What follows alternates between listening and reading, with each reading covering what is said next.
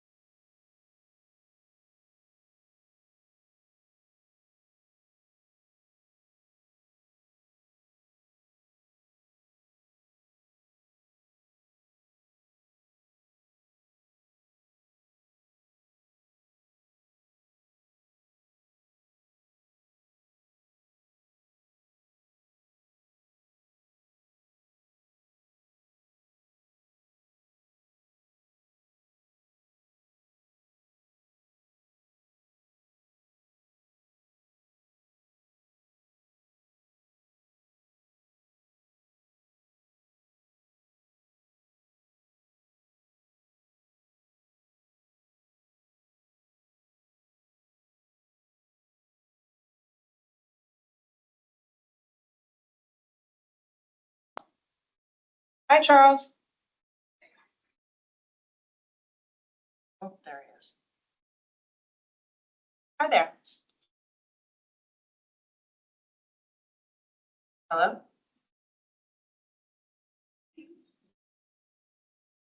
Charles.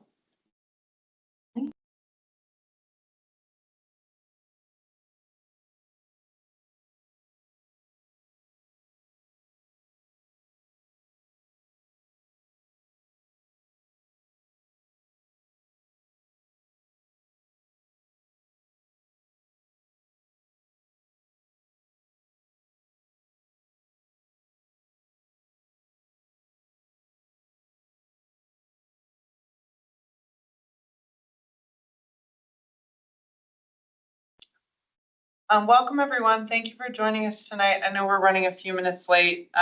We do schedule these right after folks get off work, so we're still waiting on Charles, who I think is planning to attend in person. We'll confirm that with him in the next few minutes. But I'll just give kind of an overview of what we have on the agenda tonight. Welcome, everyone, and thank you for participating in person and virtually. We have members of their family from the case that we're going to review here tonight. So welcome and thank you for participating in person. As a note before we get started, we do have public comments scheduled on the agenda for after our complaint investigation review.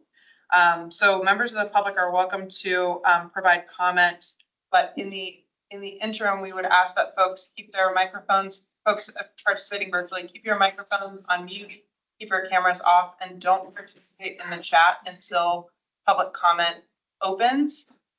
We'll be sure to kind of highlight that so you're able to participate in the chat if that's how you'd like to submit public comment. But with everyone here, we want to welcome additional members of the family for the case we'll review tonight. Thank you for joining us in person. Really appreciate your attendance. We'll start with a roll call just to confirm we have physical quorum. We're going to review and approve last meeting's minutes, and then we'll jump into the investigation review. We'll check for a break at 8, depending on how long that goes, before public comment, the IPA report out, and then we'll have an opportunity for open discussion amongst members.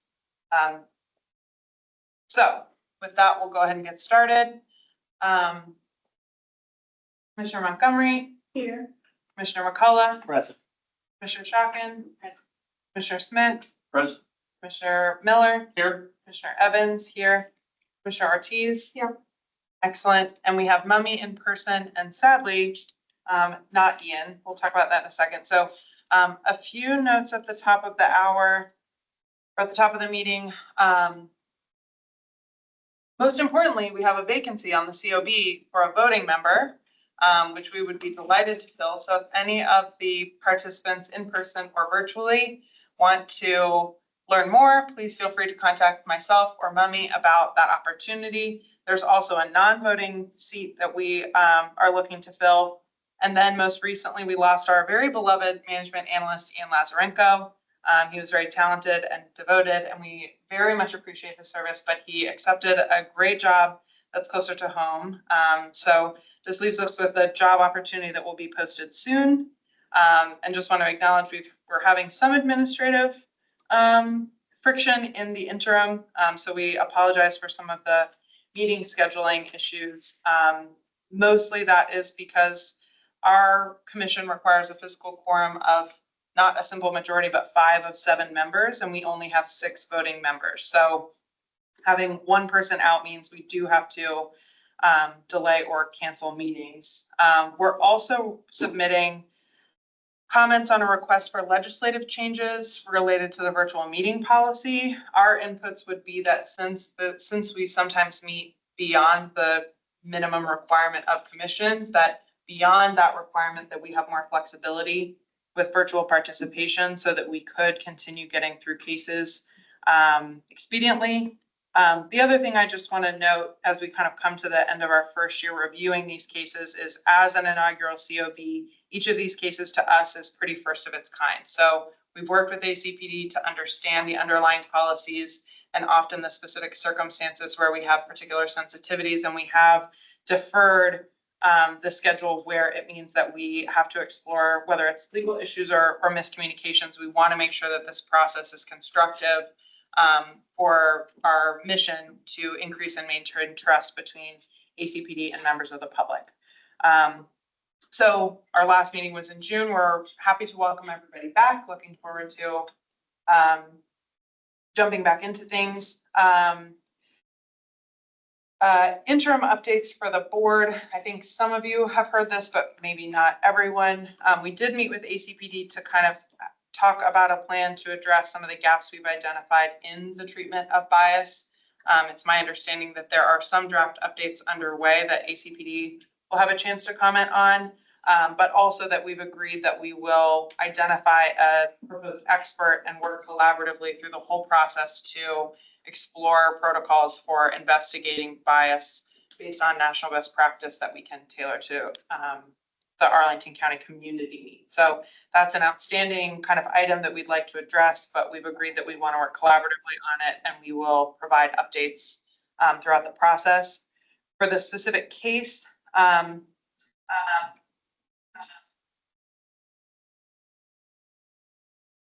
just pause for 1 second.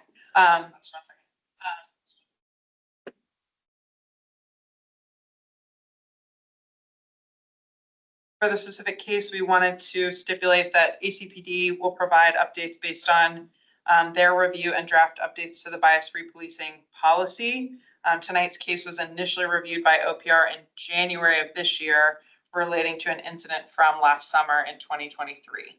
So as is kind of typical with our review timeline and process, we're looking back in time and we want to afford the opportunity to review some of the interim updates that have been made since.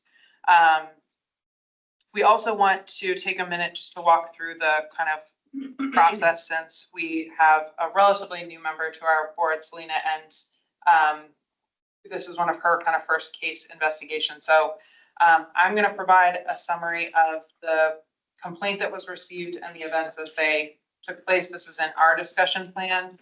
I do have a specific copy of the bias-free policing policy verbatim in case we need to reference that in our discussion. And then we have an overview of ACPD's findings, the IPA's findings, and then we'll go through our discussion guide after Thummy and Captain Kim have a chance to add their comments to our kind of initial opening summary. So before we get started, do members of the board have any questions?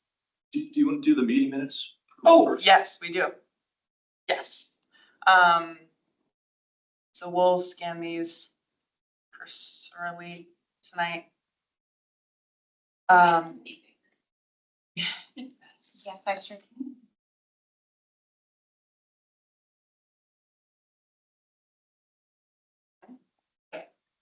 So last week, or our last meeting was a pretty standard agenda. COB updates, the investigation review. I have reviewed this recap, but I don't think you all have necessarily in detail. But we had a unanimous vote from the COB, and then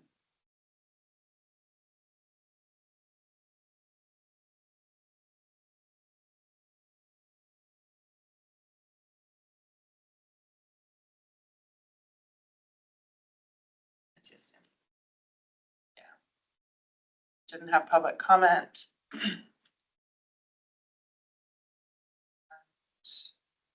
That's it. Any comments, questions, or clarifications? Do I hear a motion to approve the previous meeting minutes? I so move. Second. I'll second. All in favor of approving the previous meeting minutes, aye. Aye. Any opposed? Any abstentions? Charles abstains. Okay. So we welcome members of the family in the case that we're going to discuss tonight. I do want to make a note that it's our general protocol to anonymize both personally identifiable information about members of the public involved in the case review, as well as officers. In this case, we are dealing with an individual who is deceased, and so out of respect, we want to acknowledge that we're not omitting the name for any reason other than to anonymize the discussion. As I said, we really appreciate your participation this evening. So this case originated from 2 complaints that ACPD received the Office of Professional Responsibility from family members of an individual who died, alleging that ACPD failed to notify them of the death of their family member, which prevented them from claiming their family member's body and belongings for a proper burial before a court-approved cremation. The complainants alleged that the investigation was not thorough, that they were provided false or misleading information by the leading officer, and that the officer was negligent in handling the matter due to underlying bias because their family member was Black and unhoused at the time of death. As a result of the complaint, OPR conducted an investigation of the incident and potential policy violations for the involved officer, including preliminary and follow-up investigations, bias-free policing, and accuracy of information. So police and in general, police and medical units responded to a scene at a local hotel parking lot early in the morning in June 2023. Officer 1, who was one of the responding officers, took the lead and conducted a preliminary investigation with some follow-up investigative steps in the days and weeks following. We have reviewed body-worn camera footage, interviews, emails from the family, and associated case documentation, and found that Officer 1 failed to thoroughly investigate the matter, which resulted in a failure to notify the deceased individual's family of the death, and led to the cremation of the body without the family's knowledge or consent. There was a birth certificate with the mother's name and still current address, a regional Maryland issued identification card, and a cell phone among the personal effects that were recovered by family from ACPD months later, which initiated a further inquiry by the family as they were notified. Inquiring why they were not notified, Officer 1 attested that fingerprints were used to identify the individual, which revealed a criminal record and a Florida-based address. This information was later revealed to be from another case mistakenly shared with the family. The only information found on the person, according to the responding officer, was a piece of paper that did not refer to the address on the Maryland ID. And Officer 1 was not sure whether or not the cell phone was the person's property or not. So family members attested that freely accessible internet search results linked the person's name with other family members, as well as the address listed on the birth certificate. As we looked through body worn camera footage, we reviewed footage from 4 other officers as part of OPR's investigation. Officer 1 did not have body worn camera, which we understand is standard for detectives versus patrol officers. Reviewing the footage, we did confirm the information that was retrieved at the scene. We'll go over the specific information that was retrieved in a few minutes. Officer 1 was told on the scene that the decedent appeared to be homeless, was found in public view, was identified by an ID card, and corroborated by a witness on scene. That information in the law enforcement information exchange links is what it's called, research database, confirm the person's identity. There was a $1,000 check made out to a person with a different name with a DC-based address and a handwritten phone number on the back discovered nearby. In response to some of the information, Officer 1 made comments that we'll recount, specifically relating to the check. Officer 1 commented, quote, "So this is a financial crime scene, right?" When Officer 1 directed another officer on scene to label a bag discovered on the scene, the officer asked, "Unclaimed most likely," and Officer 1 responded, "Most likely, this will be my 5th or 6th one." Officer 1 said to another officer on scene, "I will try to find next of kin, but I'm not going to hold my breath on that." When told that the cell phone had a passcode, Officer 1 responded, "We can say we tried at least that avenue." Near the close of the scene, Officer 1 commented that, "If I can find the next of kin, great. If not, we'll do what we do." At the close of the initial response to the scene, another witness on scene directed Officer 1 that the person kept other belongings nearby under a pedestrian bridge. They were recovered and taken into custody for safekeeping in case a family member claimed them in the future, with an agreement amongst the officers on scene that a complete inventory of the belongings would be conducted in the property room at ACPD headquarters after Officer 1 conducted a cursory inspection to make sure there were no items that didn't belong in property. So subsequent to the initial response and incident, the family submitted a FOIA request related to the case file, and ACPD began gathering responsive documents, asking Officer 1 if they had completed all supplemental reports for the case. Officer 1 confirmed that they had, but noted that the case notes for this file were lost, resulting in a supplement that did not include much information. Officer 1 noted they did not remember all of the steps they completed in the investigation, and Officer 1 was instructed by ACPD to compile a second supplement to document all the steps they were certain they completed, which specifically included calling 4 phone numbers that were handwritten on a sticky note in the bag. There was a final order for disposition of an unclaimed body petition that was submitted to the Arlington County Circuit Court, which lists a street address that was affiliated with a different death investigation, also led by Officer 1. And other documents about the petition included a signed affidavit, did not include the incorrect address, but stipulated that Officer 1 was unable to locate an address and that the person was believed to be homeless. So ACPD, as part of its investigation, conducted an interview with Officer 1. I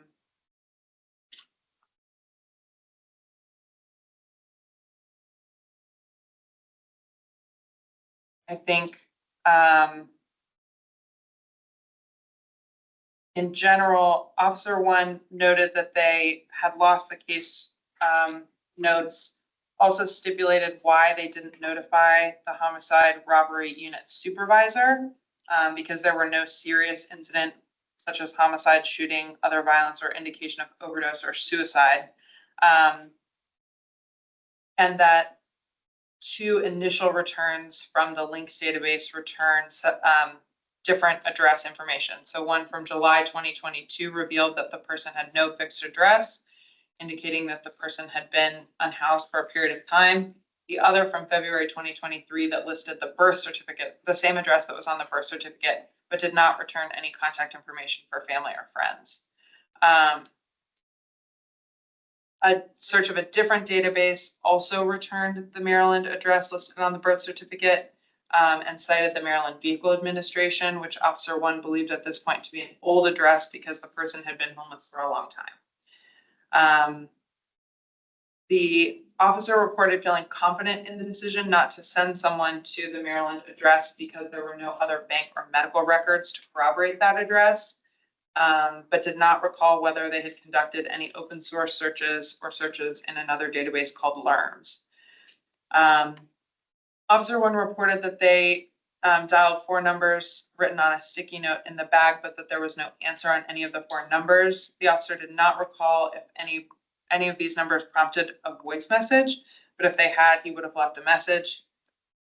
Officer 1 reported they did not go to property and search through the collected belongings, assuming that the officers who conducted the inventory would have reached out if there were any important items.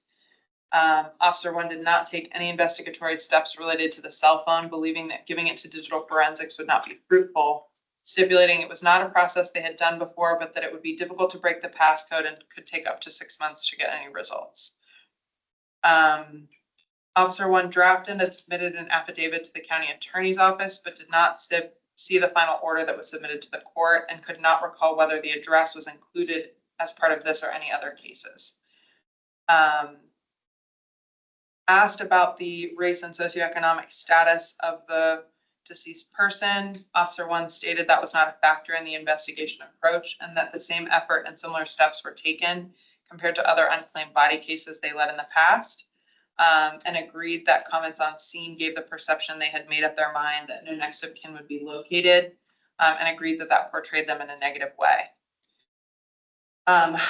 Officer 1 did speak with the family after the FOIA request, and included an apology for previously providing mistaken information about another case when sharing that the person was identified using fingerprints and found to have a criminal record in Florida.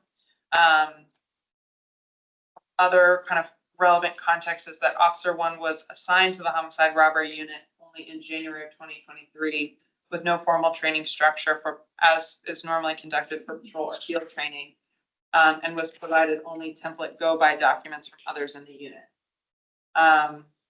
The medical examiner's report ultimately did come back indicating the presence of fentanyl, which suggests death by overdose.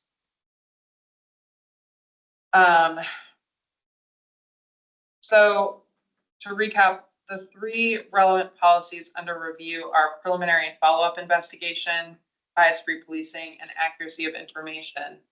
For the COB members on page 7 of y'all's discussion plan, there is a list that I just mostly read off about OPR's finding of violation of preliminary and follow-up investigations for failing to investigate the various leads that were available from the initial scene investigation and on the internet. For bias-free policing, this section also recaps the comments that were made on scene. We'll go over that a little bit more in detail. And then on accuracy of information, the affidavit that Officer 1 signed does seem to incorrectly state that a database was searched that was not searched. And the relevant court order that allowed the body to proceed to cremation cites that the court granted the order, quote, on the appearance that the detective has done an exhaustive search and could not find next of kin. With that, I'm going to ask Lemmy if she has additional facts or context she'd like to add, and then we'll have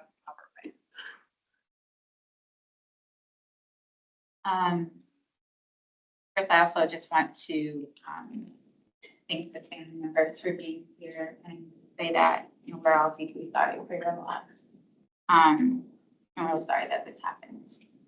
I'm going to go through the allegations in order of the preliminary and follow-up investigations and accuracy of information, and then bias-free policing, which are the 3 allegations that were raised against the officer that Julie was referring to. And then just one other note, I refer to this officer as Detective 1 because there were 4 responding officers on the scene. And so Officer 1 and 2 are the ones that kind of predominantly handle the scene.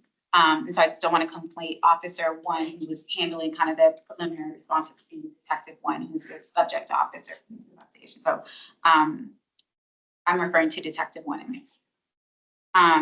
Okay, so the first one, preliminary and follow-up investigations.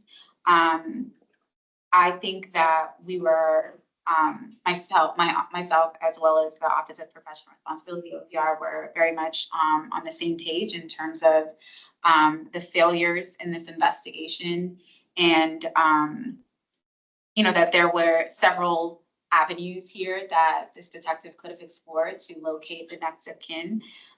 That just did not happen.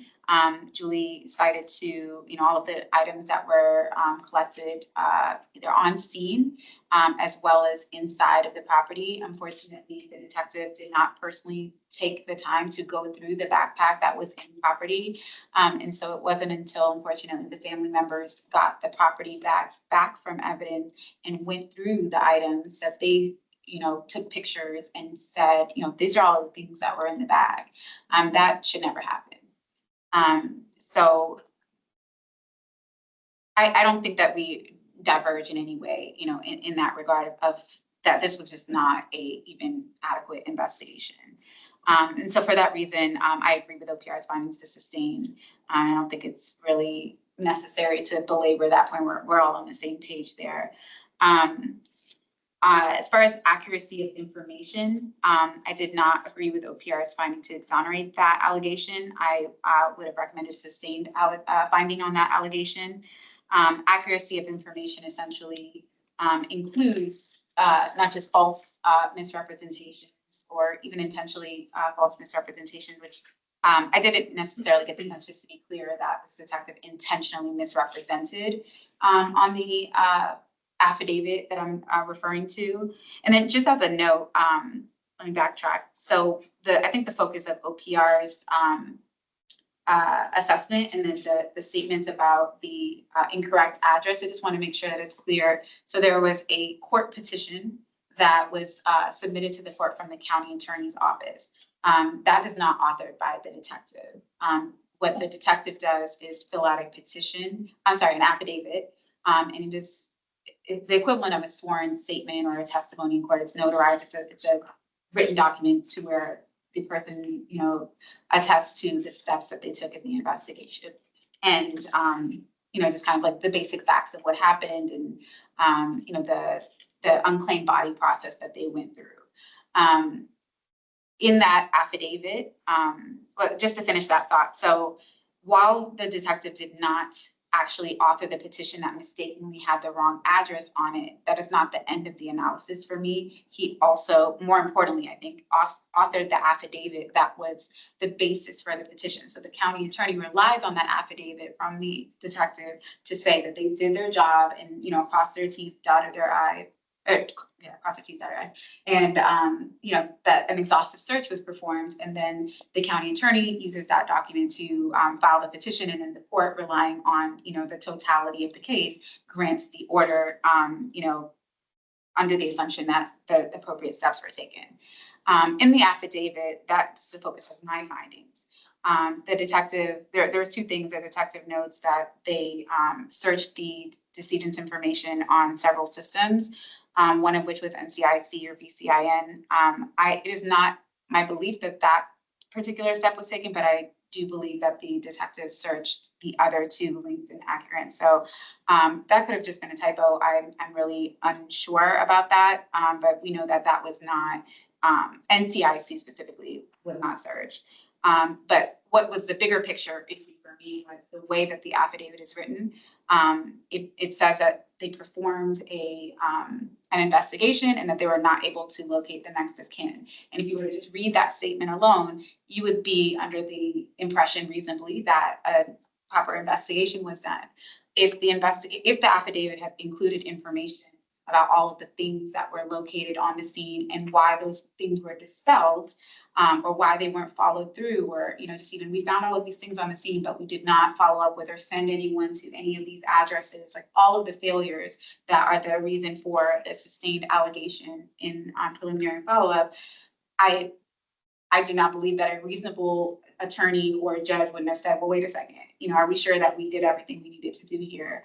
And so because this is the basis of the petition and the order that ultimately ends up getting granted, I believe that is, the center point of this investigation. And so it is certainly, at the very least, you can't really say necessarily it is false based on what we know that happened in the investigation in retrospect. But when this affidavit is written, I can't necessarily say that the detective believed it to be false.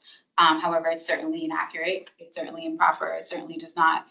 To me, the omission of all of the things that he did not do is in and of itself what causes inaccurate information to be entered into a court system and treated as a legally binding document, and ultimately ends up in a great consequence of this person's body being cremated without the family being able to give him a proper burial. So certainly the impact is grave.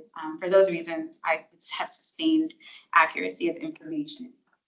The third policy, bias-free policing policy. So we talked about a number of different allegations and, narrowing down on bias-free policing was important to me because specifically the family alleged that the detective disregarded all of this information on scene because of the decedent's race and socioeconomic status as a member of the unhoused community.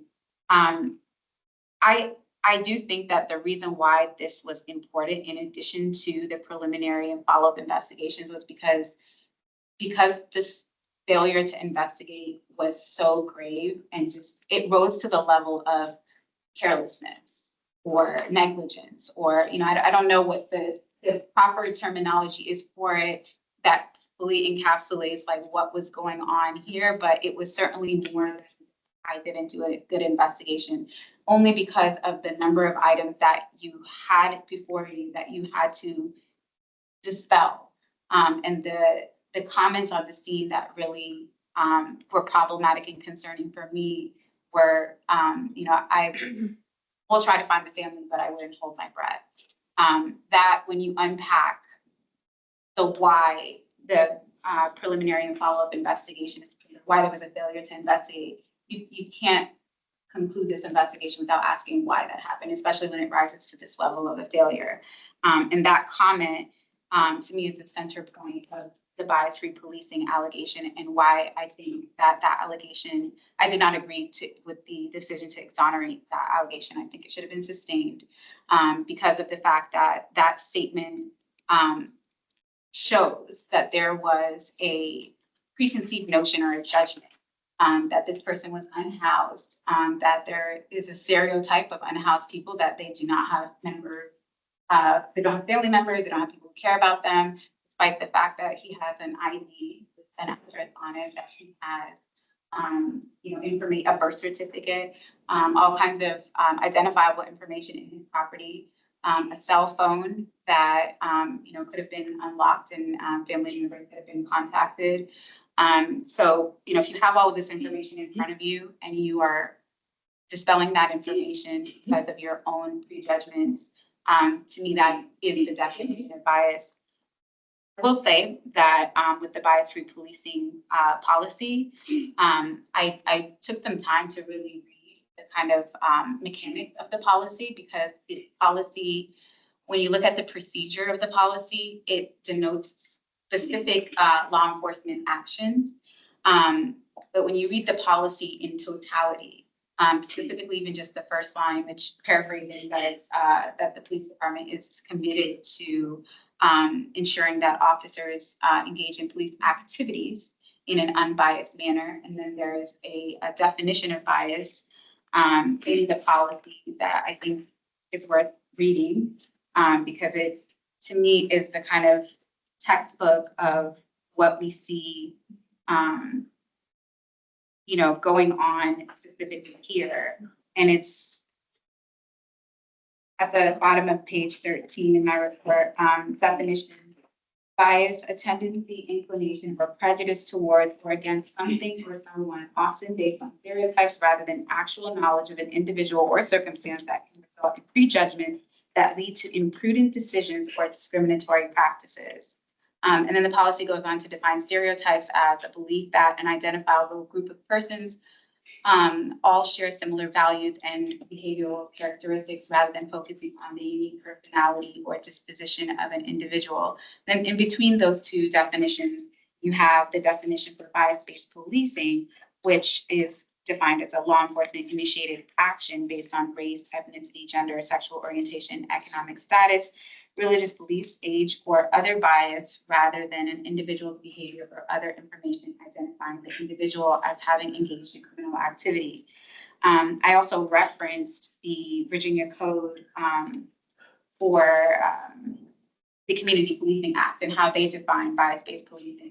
And their definition is similar in defining a law enforcement action, but it also says, unless the circumstances necessitate another definition. And so I think that it would be completely missing the point of such policies if we were going to only focus on actions and not inactions. Because similarly, there could be a call for service for reporting a crime and an officer decides, I'm not gonna, report this crime because, of the person's race or gender or what have you. And so that being an inaction based on a person's, whatever protected class or, referencing, if we're reading the policy to say that it's only related to law enforcement action, would not address issues of bias that are based kind of more in inaction, as this one was. And you just stop at the first line of the policy and a commitment to make sure that police activities are conducted in an unbiased manner. I don't think you can meet the mandate of that statement if you are looking at the definition in that narrow of a manner. So for that reason, I would have sustained that allegation as well. I do want to just make a couple other notes. One is that with the preliminary and follow-up investigation, I wanted to note that there was also a failure to investigate the overdose itself and the source of the drugs, which I view as a departmental failure, but that's really more so because Detective 1 didn't notify the other departments like OCS who would have taken the investigation from there and then been able to look into that.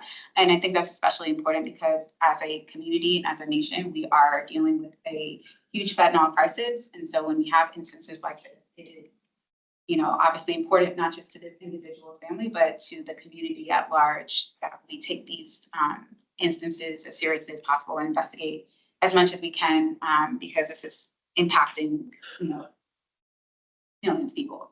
The other thing I would say is that as far as the bias policing goes, just to be clear, my finding is based on the statements that led me to infer that there was a prejudgment about his unhoused status. I did not get the inclination at any point in the investigation that it was anywhere, that it was race-based. But I will reaffirm the statements that we've made, over several investigations, which is that, we do need to continue the work of expanding the protocol of looking into these type of cases and questions we're asking, and then what we do with these types of allegations, because I do want to just restate what I've said in a previous meeting, in that even though I would have sustained this allegation, I don't think that I think there are, a range of different ways in which biases show up.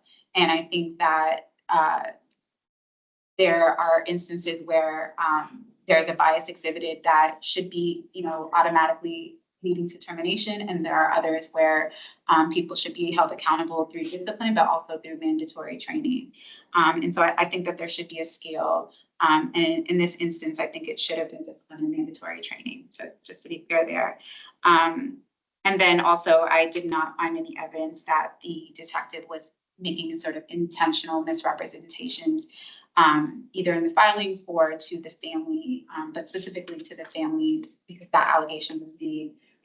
The things that were mistakenly related to him, it appears were from just kind of the carelessness of mixing up notes from different cases and not to intentionally conceal things that he did or did not do in the investigation. And there wasn't any concrete evidence that pointed to that. So I just wanted to make sure that that was said, because certainly that was something that we looked into. And if there was an inclination that there was some intentional misrepresentations, there would have been an allegation for that as well. But sometimes you don't necessarily know that from the onset.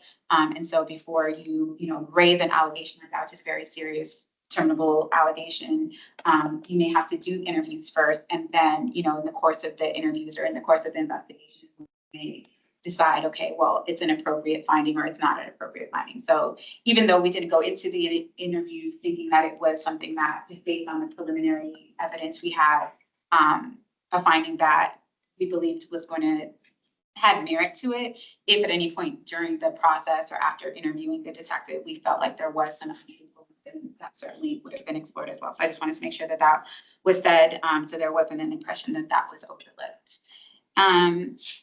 Then the last thing I want to just touch on is some of the policy and training things that we discussed. And I won't go into a whole lot of detail about it, because I do want to give the police department an opportunity to kind of go into detail about what has been done. But I do want to, I know we've talked a lot about the things that did not happen here, but I do also want to commend the police department for making a lot of changes as a result of this particular investigation. It's my understanding that the next of kin protocol has been changed, and that there is a lot more checks and balances along the way to make sure, just even so much as a supervisor, verifying that an investigation took place before it goes through this unclaimed body process. Again, I'll let them speak to that specifically as to what that looks like. But I think that's a huge impact that has happened as a result of this project situation. And so I know that doesn't necessarily rectify, what took place here, but I think it should. I just also want to amplify that so that we as a community know that there are steps being taken so that this does not happen again, and that is this instance in this investigation very seriously. I also want to commend the OPR staff for the level of just seriousness and respect that they exhibited in addressing the complexity of this matter. I think that, showed across the board. To you, I just want to commend you all publicly for that. And then we talked a lot about the bias-free policing policy. And I know that Julie alluded to some potential changes that are being made there. I think this policy is a work in progress, but I'm hopeful that more policy amendments will come as a result of our collaborative work. But even before that work has, fully come into fruition, I just wanted to amplify that the police department's already started making some proactive changes to that policy. And then finally, one of the training recommendations that I made was that there should be some bias-based policing training given to Detective One, or maybe even department-wide, if that's a gap in policy, a gap in training. It's my understanding that there was cultural diversity training mandated in this instance, and so I want to commend that as well. And then, really kick it over to OPR to talk a little bit more about what that consisted of. And that's the end of my comments, unless anyone has questions. We'll go to Albert first, and then do questions if that's okay. Yep. Chief, did you want to start, or? So I just wanted to say one thing before Albert goes through the thing. And to the family members that are here, I too want to express our deep sympathy for your loss and for adding to your grief. It's clear that this work is not up to our standard, period. And we are taking this very seriously. I am sorry for what you've gone through, and we are doing everything we can to make sure that this never happens again. And I also want to just express that you're present here. I have to acknowledge that. I've met some of you and talked to some of you on the phone. It's me, I'm a person, and hello. It's nice meeting you for the first time. And I just want to take an opportunity, and normally what I go through is like the policy piece, but I want to take an opportunity first to talk about what sort of Mummy left off with, which was the serious way and the way that we took this incident and the serious manner in which we addressed this incident. Because make no mistake, all of us at the leadership team, all of us at the agency view this incident as a very, very serious matter. When you do something like that, there is no coming back from that. And so when you can't undo something, it is incredibly serious. So I just want to spend some time talking about some of the adjustments we've made. And then I'll go a little bit more into like sort of the policy piece that we have to do sort of as an agency. And then there's legal requirements for that too. So part one of my discussion will be, as an agency, we identified the problem immediately. I think when, the family reached out to us in that initial complaint and we took a look at this and we realized, oh my God, this is actually pretty serious, what just happened here. So just ingesting that complaint off from the offset was something that we did. And we all, as a staff, looked at this as not some minor infraction, not something that, was a little tit for tat on a traffic stop. This is something very, very egregious that has happened. When we identify that problem, what we have to do is we look at whether was there a structural problem with the agency and how we do things, or was this an individual officer based? So when you do that analysis, you realize that it's probably a combination of both, right? There were some structural deficiencies there that happened, and then there was some individual officer issues that took place. So when you sort of figure that out, then what we need to do is, as an agency, we can address the agency's structural problems. Go ahead and talk about that.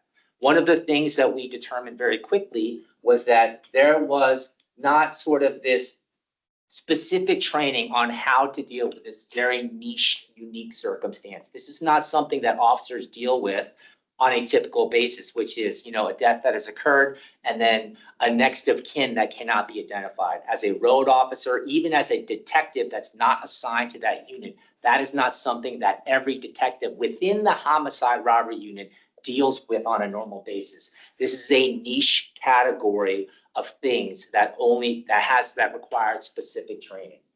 So what do we need to do? We need to look at that and figure out what are our next steps. If we know that this is niche, but that every detective could potentially at some point deal with this type of circumstance, we need to provide training to the entire unit to make sure that if you get the call in the middle of the night, that you can respond and do the job accordingly. And so what they did was they provided that training in early February.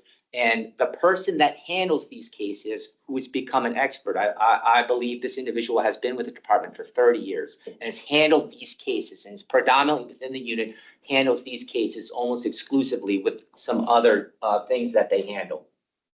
That detective worked with our county attorney's office, who has to write that petition to develop this training protocol. Let's provide this training to the entire unit. That's number one. Let's make sure that we're briefing everyone on the statutory requirements. That's number two. Let's provide some supervisory oversight. Before you want to go into this second phase, which is an unclaimed through the county attorney's office, we need to make sure that all the checks and balances are done and that a supervisor signs off on this and says, I've looked at everything that you've done. I'm going to sign off on this and say, okay, now you can proceed. So those structural changes are made almost, immediately after learning about this. The other big piece as an agency was meeting with the family. And I was there, I was present. I recognize some faces in here. That was important to us to express, in no uncertain terms, that this should not happen. This should not have happened. And as the chief said, this is not our best work, and this is not commensurate with what this agency represents. And we need to express that on an individual basis to everyone who is impacted, for those of you who are individually impacted by that. Now let's move away from the addressing it from an individual officer piece, right? Because there's the agency piece and then there's the officer piece. Part of that is dealing with this administrative investigation, conducting the administrative investigation, conducting the interview, combing through the evidence to figure out how did this happen? What were the pieces that led to this outcome? And we've kind of talked about, and there's no dispute here from the police department. Make no mistake, those documents, that information, that was all present on scene. That should have been looked into. Those databases, 100% should have been looked into. I've made that clear to you all when I personally met with you on February 9th. I will rehash that again to you as I sit here across from you and say, we should have looked at that stuff. 100%. There's no question about that. Now, if we know this and that there was not a thorough investigation done into identifying the next of kin, now we need to hold the officer accountable.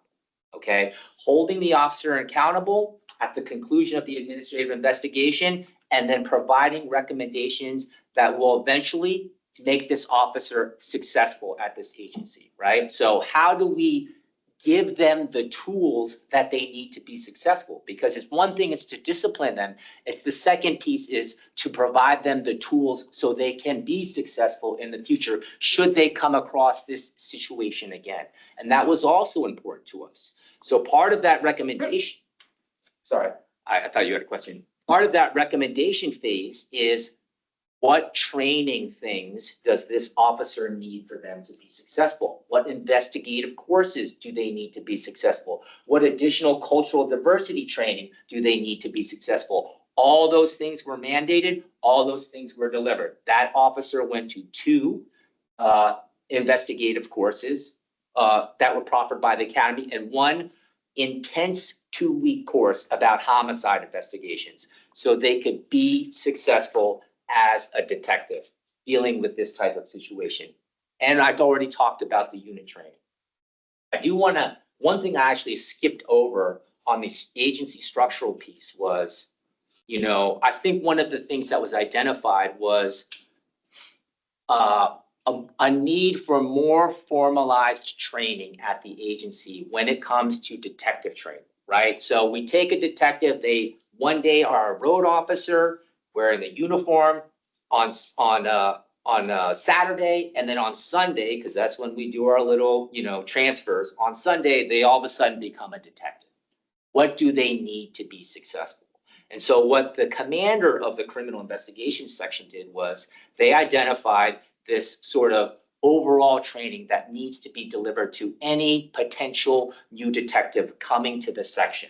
So if you are on the list to become a detective, you will get this 1-day course about every section within the criminal investigation section. Here's what financial crimes does. Here's what SVU does. Here's what homicide robbery does. Here's how you write a search warrant. Here's the way that we like our case supplements. So you kind of get the overall like gist of being a detective. And this is delivered whether or not you are going to come to CIS or not. Because if you're on the list, you could potentially get that call at some point, like during the week, and say, hey, you're going to get transferred in 2 weeks and you're going to be a detective.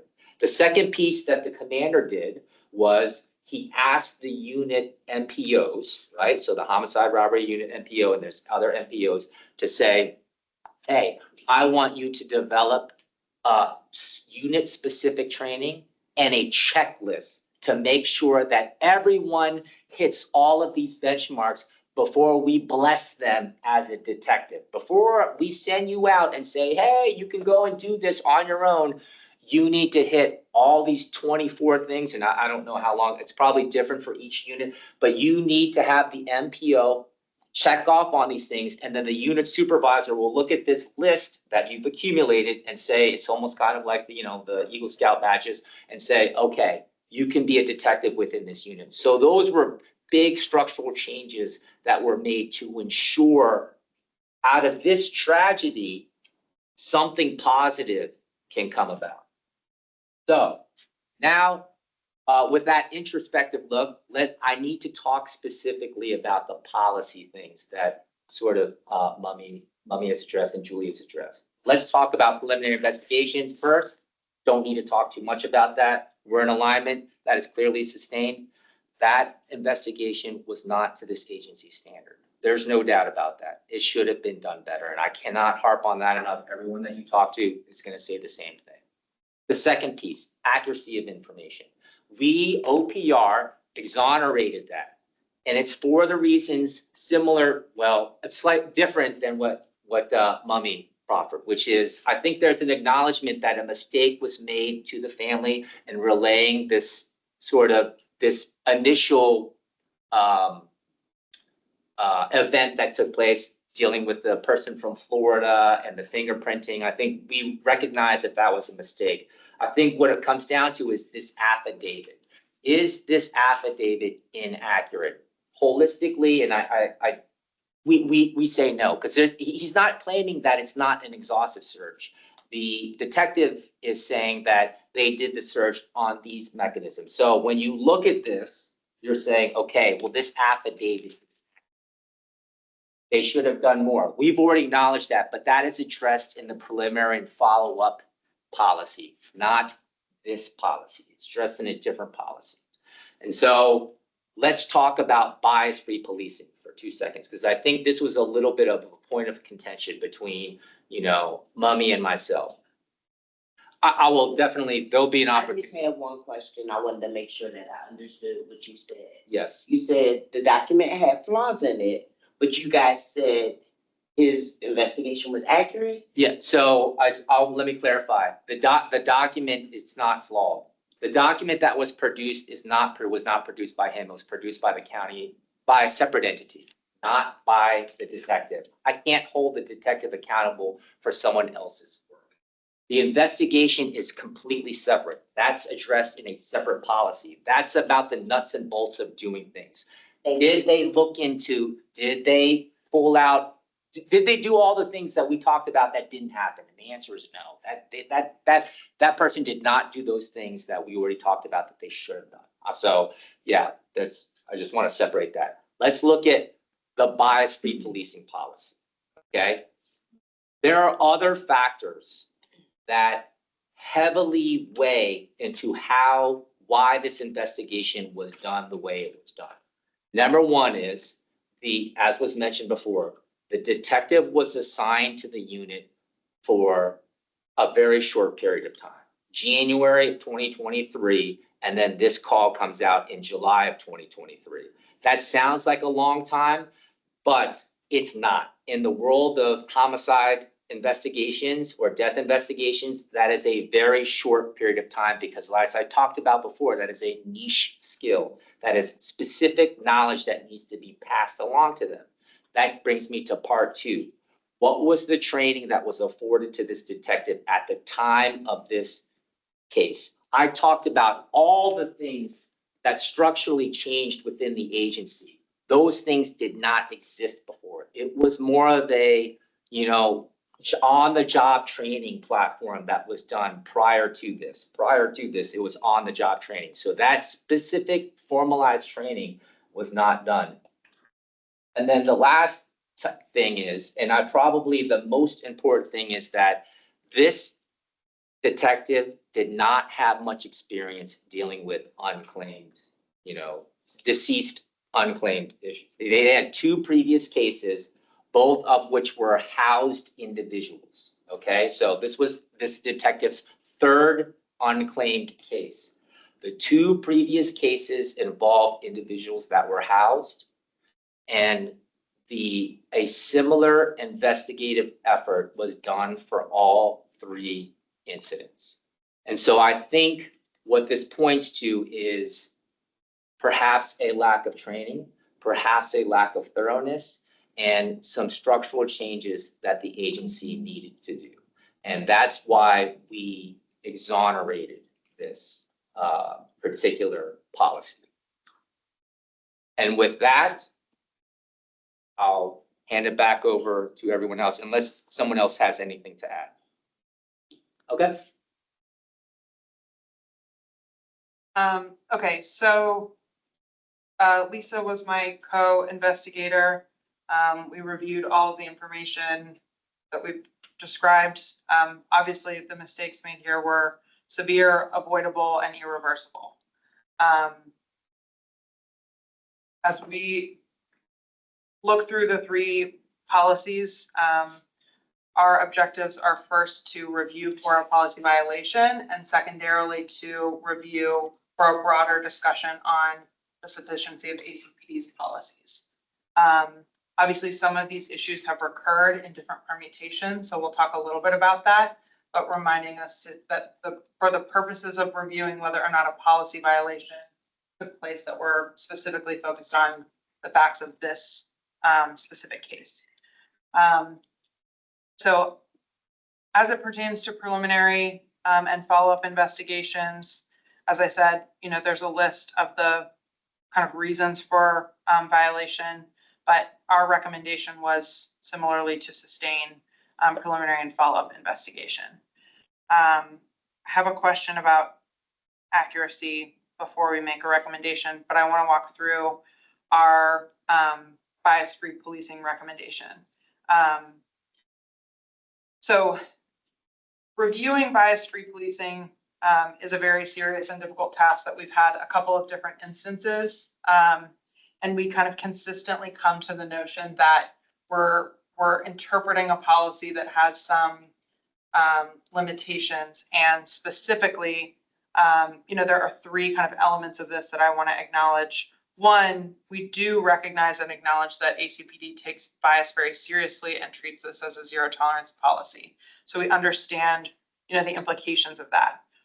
That said, without provision for identifying and handling implicit bias, recognizing that implicit bias isn't something that we would penalize, but going to Captain Kim's notion of, for explicit bias, you're looking at discipline, but for implicit bias, you're looking to identify tools to promote a culture of bias-free policing. So lack of ability to treat those things distinctly is a challenge in reviewing these cases. The third thing is, in this investigation, as in previous, the only real protocol implemented during the OPR investigation is to ask the officer whether or not certain factors were considered as part of their decision-making. And we've identified previously that that's just not sufficient for us to review. So in our previous review of these cases, wanting to be consistent with our standard, we have taken a very conservative approach, narrowing our focus to the policy as it's written. We've had multiple findings of not sustained for lack of evidence, even where we had a widely shared belief that bias prejudiced the outcomes of certain cases or decisions made by officers. In this case, we were looking at the presence of evidence of bias, which I think OPR has pointed to as inexperience or incompetence or immaturity. So when we looked at the comments specifically, I'm not going to I will try to find next of kin, but I'm not going to hold my breath on that. Sticks out for a couple of reasons. One, kind of just the initial review of the body-worn camera footage and listening to it, it sounds like there is a preconceived notion about the likely outcome of this case based on the circumstances. Breaking that down to the timing, the comment was made before completing the preliminary investigation. So we're not done collecting evidence. We're not done reviewing the facts. We're not kind of looking through what information we have gathered before deciding that it's unlikely that we're going to find leads based on this information. The circumstances that we are, in a parking lot, we've got a couple of people here chiming in about what they did and didn't know about the person, their behavior, their activities, where their belongings were. The circumstances seem to color that comment that there wasn't really another reason to make that statement at this time, and then the tone and demeanor. So I can appreciate that the tone of the comment can be chalked up to immaturity, but I don't think that immaturity can get us out of a finding that these comments were motivated by a preconceived notion. So I want you all to look at the bias-free policing policy that we have a copy of. Some of the stipulations that we considered were. Actually, can I? Oh, yes, please. One of the other factors for me that I think makes this case, looking at bias-free policing, is that normally we have a case that only took place over hours or a short period of time, which is part of why I think we have chosen to err on the side of we don't know, right? Because we don't know the pattern. We haven't seen the police officer or detective. This is a situation that went on over a length of time where a different approach could have been taken by the detective at some point. It wasn't just what he said there, just the way he acted. Then, as Mummy pointed out too, it seems fairly, I don't want to use an inflammatory term, but it just seems really surprising that so many opportunities to do something were not taken. And it's hard to continue to put that down to immaturity or lack of experience. I mean, a couple of things in particular, for example, when the detective says that, you know, he was waiting for the inventory department, or I'm sorry, I don't remember. They'll tell me if there's something in there. That wouldn't seem like a detective training thing. I don't know. Are detectives the only ones that deal with the property department? That just seemed a bit. So there was that one. The issue of submitting the phone to forensics. I mean, does it really take 6 months to break into an iPhone? It just doesn't seem likely that that's the case. And again, that would seem like he's just not well trained as a detective. I don't know. So some of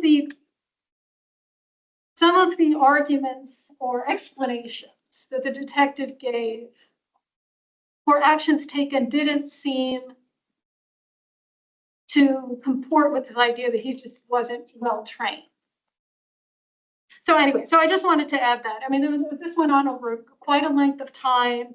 Could have changed course direction many times, many opportunities were lost.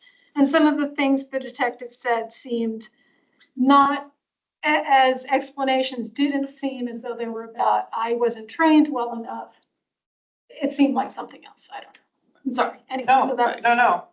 That's the goal. So as we're looking at bias-free policing, you know, the policy covers a section on policy, a section on definitions, and a section on procedure. When we look at this and we understand our purview for judging against the current policy as it's written, as Mummy mentioned, you know, there is a broad statement as the opening sentence of the policy that law enforcement activities are conducted in an unbiased manner. We did consider that within the definitions of bias-based policing, it stipulates a law enforcement initiated action based on race, ethnicity, gender, sexual orientation, etc.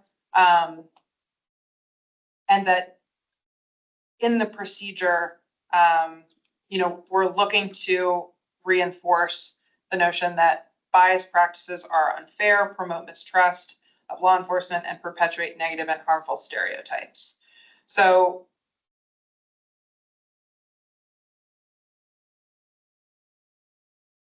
from our review of the comment in context, but also specifically as the only evidence we have pertaining to bias, aside from the kind of self-proclaimed, this did not affect my decision-making, our conclusion was that that comment and the resulting actions were motivated by bias. So we recommend sustaining a violation of bias-free policing.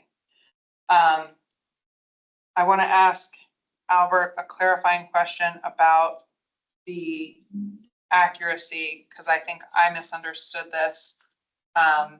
And then we'll take a break, and then we'll come back and vote and talk about sufficiency of discipline. In your report, Captain Kim, it cites that ACPD discovered an order of disposition, page 7 of 20, discovered an order of disposition of unclaimed body petition that was submitted to the Arlington Circuit Court. Are you saying that this was prepared by the CAO, not the officer? Okay. Is that different from your understanding? No, the affidavit was prepared by the officer. The petition was prepared by the county attorney. So first, the officer prepares the affidavit. It's given to the county attorney. He then prepares the petition based on what's in the affidavit. And then the court points to the order based on the totality of those documents. Yeah. They're three separate documents, but they're initiated by the officer's affidavit. And it's signed and sworn and notarized. And prepared by the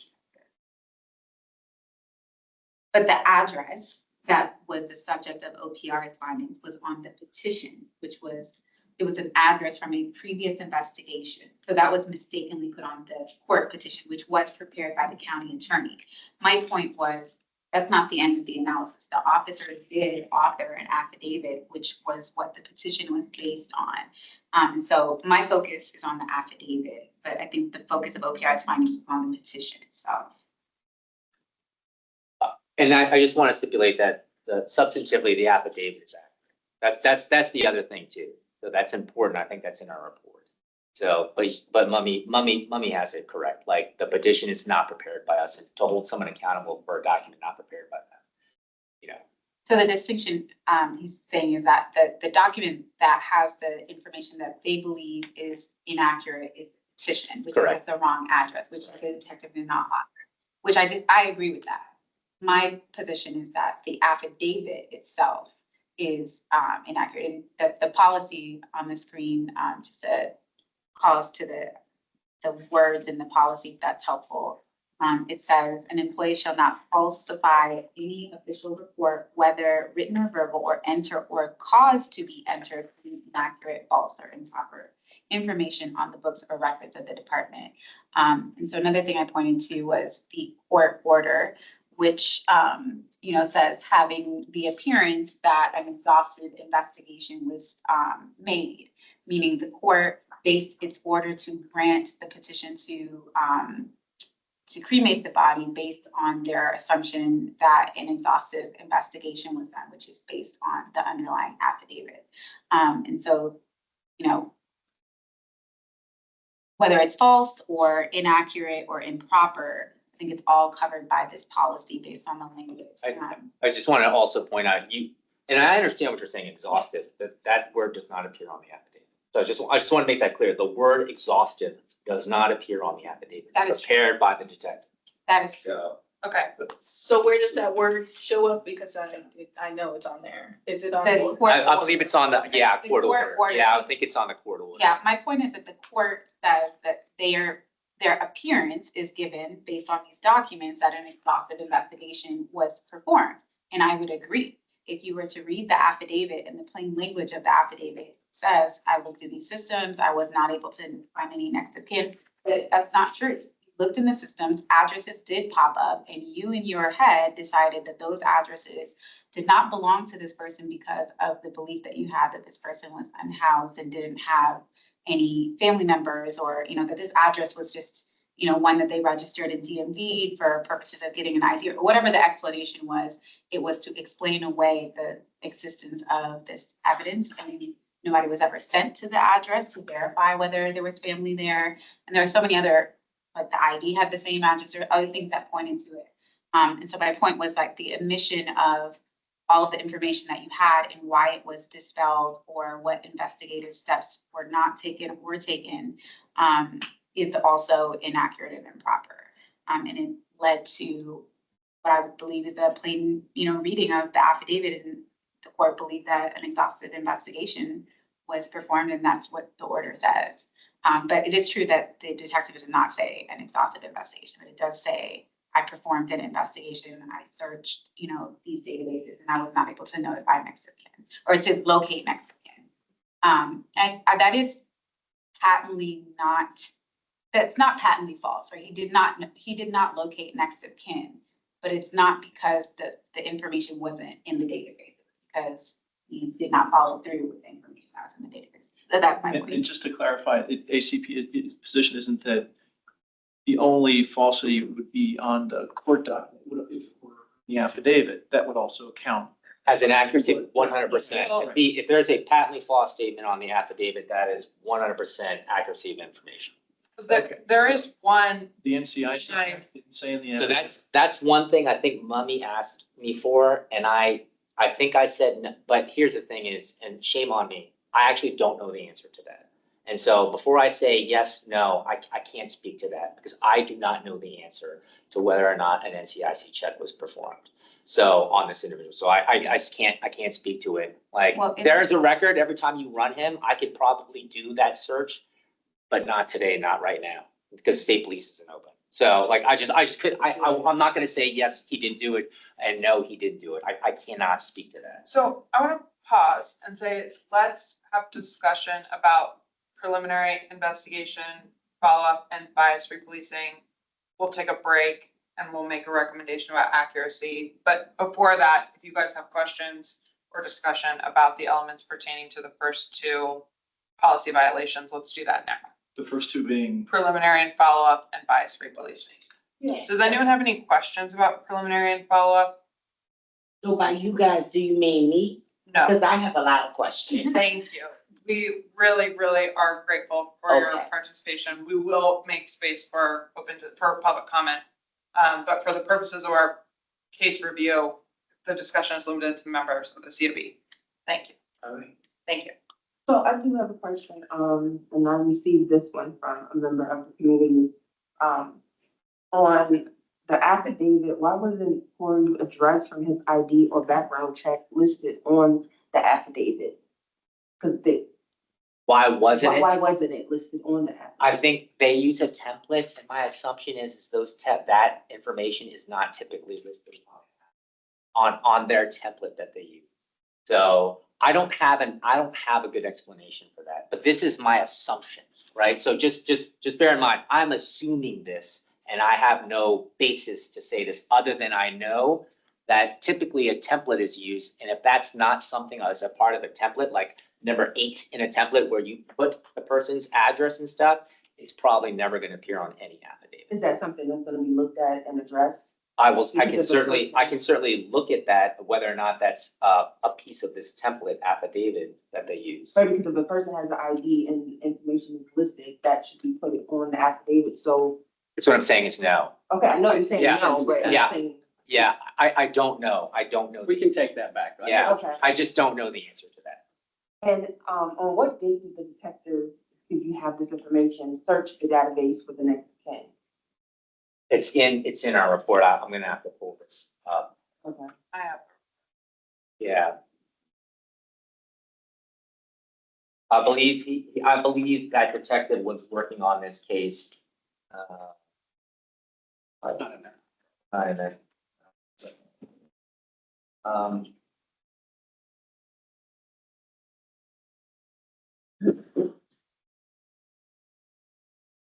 So we know that it occurred sometime between July 5th and July 11th.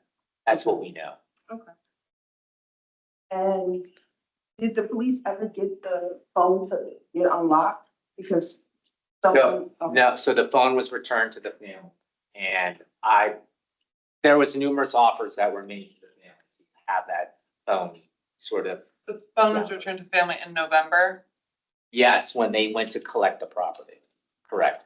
Okay, because there's, someone tried to contact a family member on July 18th, so they're trying to figure out, was the phone ever unlocked by the police department? Or- No. No? No, The phone was not given to digital forensics to open up from the scene. It was taken to the property room. It was identified on the scene, put with the other belongings and sent to the property room to be But the inventoried. detective said that his understanding or expectation was that it would take 6 months to unlock it, which seems Flip it. unlikely. And But someone contacted a family member from that phone on July 18th. I don't know the answer to that. The phone was never unlocked. So by the police department, was it a spoof number or something? I don't know. But the phone was never unlocked and it was secured in our property section after July 5th. So no one touched that phone after July 5th. Just one point of clarification. I mean, it can take a very long time. The software that helps unlock them, I can't speak to that, 'cause I don't know all that, but it can take a long period of time for that to happen. But probably more of a driving factor is the backlog of work, because there's only a couple people there and there's a lot of phones. So Okay. I think if you put that in the No, context. that helps because, it's hard for me to believe that it's gonna take somebody 6 months working on a phone to unlock it. But you're saying it's partially the backlog. I would assume that's part of what the conversation, that- because it can take a long time. How long it takes the system, if it's successful, to open the phone, I can't really speak to that. It can be a while. But there's always a backlog because there's so much digital ethics. I mean, and I can add, on my own other experience in the federal system, that sometimes it does take a long time. It could actually take 6 months depending on the level of the phone, Yeah. but it might take a lot less, but there's always a backlog. And so that's just, it's not an easy thing. It doesn't happen automatically. Whether he should or shouldn't have done it, my experience is that there is a big backlog and it could take a long time. But just to follow up on the bias piece, I mean, my reaction is, that, yeah, there was definitely bias with respect to an unhoused person. But I guess my larger view is that making the distinction that Julie made, I like between explicit and implicit. What I would, and this is all in process, and it's going to take us a little while to walk through this. I don't want to go into everything, but I do think I would like to be able to have ACPD have a different structure where they could talk to officers about, on the front end, about preventing things and have a real conversation, because ultimately for a bias finding, which I appreciate that the department takes it so seriously, like zero tolerance, but it also makes the questioning very difficult. Nobody's going to admit to it, and you almost need to have somebody admit. And so you're looking for explicit bias, somebody who's outwardly, like, whatever the category, unhoused or race or whatever. But I think the more valuable thing, and I don't know how to get to this, and this is a longer conversation, would be to have a conversation on the front end. So you could really just have a freewheeling conversation. Why do you think you said on the scene, well, this isn't, I guess that is retrospective, but not leading to discipline in some kind of way? Like, why did you? We need a more robust. We need a different system, because then you could identify, because I assumed that, blah, blah, blah. And then you could break those down and say, okay, so going forward, just think about it in this way. It's sort of a training piece. But if it goes right to a violation where I know I'm going to get rung up in a difficult way, nobody's gonna open up. And this is a longer conversation, but somehow if we could think through a way to help, ACPD sort of unpack that on the front end for folks going forward, so it wasn't just going to ding them on what's happened in the past. I don't know how to do that yet, and so maybe it's not feasible, but the distinction between implicit and explicit seems like one way to do it. Explicit bias, like, yeah, if somebody has really got it in their mind that they are going after a person because of their race or because of something, I think you could punish somebody for that. But a lot of these, I think, are implicit. Like, yeah, I thought about it, and it didn't bring it to the forefront. Like, I assumed that this wasn't going to work out. Why did you assume that? And sort of help the person walk through that. Anyway, Well, that's my view on it. to your point, the current policy as written does not distinguish, which means that the presence of, under the definition, except as part of a specific individual description, officers are prohibited from using to any degree various factors, including socioeconomic status, as a basis for law enforcement activities. And I think, we have, delved into different facets of how we make this determination. It is very difficult in the current framework. Right. I know. I agree. And I think the larger piece here is that there's a finding, and I, both acknowledge the family's grief here, and that I think the seriousness that the police department took this with. I mean, you made significant structural changes, and that to me is the bigger piece here. Like, and I was kind of surprised that there wasn't some specific training before you become a detective. On the job is probably how it's been done for years, but I mean, this triggered significant structural change. I mean, so that's a big deal in my mind. Yeah. Charles, Jim, Selena, do y'all have questions about preliminary and follow-up investigation bias-free policing before we break? I do have some questions that are two that are outside of that. Okay. And they kind of fell on this conversation let off. It goes to the body worn cameras. Can you just briefly detail why detectives don't have body worn cameras and whether the police department is reviewing that, and if they're not, why they're not? Right now, it's an inventory issue, right? So we need to provide body worn cameras to the individuals who are going to interact with citizens the most often. And that would be everyone who is assigned to the operations section, either in patrol, special operations section, and even our community engagement division, who interact with members of the public very, very often. So when you take that inventory, and we just did our Axon contract, I think we just signed it last year, and that has a specific number of body worn cameras that is assigned to that. And so, you know, right now it's an inventory issue. You know, I think maybe in the future we'll explore expanding that. But since detectives spend the majority of their work hours in their offices, you know, in front of their computers, et cetera, the need for them to have a camera is less, and we would rather push that out to someone who's going to make traffic stops and things like that. And I think Deputy Chamberlain has something. You know, also, just put it in retrospect at the same time, what are the most encounters that detectives have, and they're in the office? And anything that's in the office is captured in our interview rooms. So you have both video and audio attachments to it.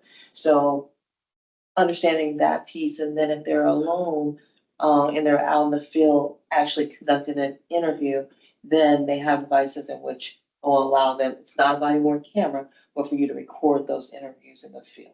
So, and they're uploading that content to the system. For interviews though, not Interviews. just for their, Right. like what we saw, which was, you know, preliminary. It seems as though, you know, as a police department is, you know, asking for more funding, certainly so, from the county, and to some extent receiving that would be something to keep in mind. Because as you say, they're not out that much, so you're not actually ordering necessarily one for one as it goes. I mean, we've seen But the way that goes, Yeah. there's one piece to that. Right. In those programs, and whether if it's the company we use or a different company, they are assigned to a person. So it's not like you grab a fleet of them and take one out with you. It has to be assigned to a person. in Okay. regards to what you're So doing. then, so we're talking about just how. I mean, Number off the top of my head, but it's probably, you know, 50, Yeah. more. some of the detectives. So it's, but if you add in, I mean, it's, the cameras themselves aren't the expensive part. I mean, it's the storage. Right. And, you know, That's definitely something part of the that, conversation. right, something, But I think to in- put out there, yeah. Charles, and what you're referencing, I think the conversations that you're speaking of were captured because Right. there was someone in the field to capture. So I don't, that is the part where I don't think that piece is missed because there was capturing taking place. That body worn camera was gonna catch anyway. So if we saying that we were in a situation where there was others, but maybe there could be a situation, maybe others aren't necessarily in that earshot. We were in a situation where there were. So just again, you know, maybe something to explore down the way. And then one other thing that isn't necessarily, it could go to accuracy, but it may not. The notion of the notes the detective had on this particular case being just thrown away. Clean my desk, they were thrown away. And I just didn't see much more about that. And that was just very curious to me. I mean, I've actually cleaned my desk before and thrown something away. But to throw everything away just on this one particular case? I don't think that's not what the detective said. The So detective- everything was thrown away? detective was clearing off his desk and it just, the notes just happened to be on there and then were accidentally discarded. So, For yeah, just that, no other case? I'm sure. What's that? We don't know with how many cases. Yeah, that's what I was gonna say, like, I'm not saying it was just one case. He could have had a stack of notes there and thrown away a bunch of notes. That was my. So yes. Yeah. I don't know the answer to that because he cleans his desk off and, yeah, who knows what was discarded.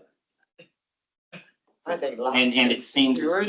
and my reading was accurate, at least in my view of the interview, my understanding of the interview, that it was correct that up until that point, his notes were basically all on paper, but he's just now started moving towards a digital. Okay, Yeah. That was the sum total of all those. Yeah. All those notes. Okay, I just wanted to make sure that my understanding of that, was correct about, accuracy.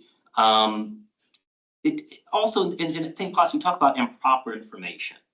And I just wonder, maybe this is opining, maybe it's not a question, maybe it's not a question for accuracy, to you. But, to what extent then is, misleading words, omitted words? What part is that? Does that rise to the level of improper information that's put in a report or form? Just something just throwing that out there So- to accuracy. I just want to clarify, because this policy is pretty succinct and it Yeah. contains two components. One is that the employee shall not falsify. Right. Meaning mislead, but it also says or enter or cause to be entered any inaccurate, false, or improper information on the books. Yeah. So yeah, I'm glad we're seeing that. And then my question for bias is, again, I'm just curious why the analysis, once it went off race, seemed to go to unhoused status when socioeconomic status is also mentioned. Yeah, for sure. There. And the reason why I mentioned that, because it seemed as though one rationale put forward was, well, we see the same style of police work, however you want to characterize it. We see that same style for two examples of people who were found in apartment buildings. So, I mean, I don't want to play that, that guy and lean into stereotypes here in Arlington, but 8 times out of 10, apartment building here would be in Arlington may suggest, and an apartment building and not a condo in Arlington may suggest that there's a certain socioeconomic status also in foot in these particular cases. So I'm not sure why just saying, well, if we have people who were housed, treat the same people someone who was unhoused, well, then there's no bias there, but there could have been bias that was socioeconomic, because we could have dealt with people who were all in a socioeconomic position that was not the strongest, or maybe not as representative of how most people would view Arlingtonians. So I want to clarify one thing specifically, which is it's a little bit complicated because there is information about previous completed Right. cases Inside in our the report. OPR report. But we are advised that our review is to focus on this case specifically. And in other circumstances, we don't have access to the kind of pattern analysis. So it kind of cuts both ways, that we're not really meant to consider a pattern because we're not given access to that information consistently. So in the scope of our review, for example, where Right. we see the same officer appear in multiple cases, we can't review the pattern of performance with our current authorization. We can only review the behavior in that specific I asked case. the question because OPR opened the door by putting it in their report. Sure. So that's why I'm asking that question, it seems as though the analysis of bias didn't go further to the socioeconomic part, that it seemed to stop at the unhoused part, because I'm just looking at, I did want to clarify, because we didn't say Well, Yeah. when we looked at the presence of evidence of bias, right? In previous cases where we have a sense, or we have there's some experience that informs our understanding of possible motivations, where we don't have explicit evidence, we didn't find any specific evidence to speak to a racial bias component. Right. But we felt that the takeaway from the comments at the time of arriving on scene and making the comment that I don't expect anything to come of this, or I forgot what the comment exactly was, speaks to the specifics. So I think that is what we're focusing on, is the socioeconomic, that this was a preconceived that's what we're notion. focusing on. I'm just, if I'm looking at page 18 of OPR's report here, again, those last 3 paragraphs speak to, the detective on 2 cases that were dealing with people who were in apartments performed the same level of diligence, or lack thereof, however one wants to interpret it. So in this case, just like the person who has us here, there are no details of any kind that says that this process was any different. Well, to me, that's one thing that may link those three is socioeconomic status. And it just seems as though that was left off the table. That the only reason why this was presented, these two were to say housed, oh, and look, unhoused. Well, same type of work. But what I see is perhaps socioeconomic, all three showing a pattern of the same socioeconomic status individual treated the same way.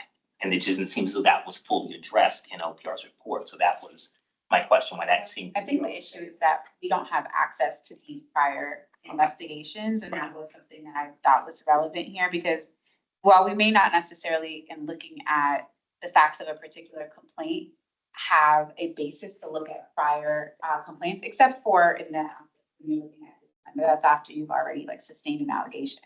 But when you're looking at, you know, whether or not this detective has investigatory skills that they just chose intentionally to utilize or not utilize in this instance, I think it is important to look at what they did in other cases. I just think that it's insufficient to just provide a couple sentences about them and not give us the underlying file itself to make an assessment of all of these different factors and how they played for mitigating or, you know, aggravating, you know, factors that could have been considered here. Whether, you know, that we could outline more investigative training that was needed or not needed. And then also for identifying prior instances of failure to investigate. My follow-up question would be like, what has been done about those to address those situations, if anything?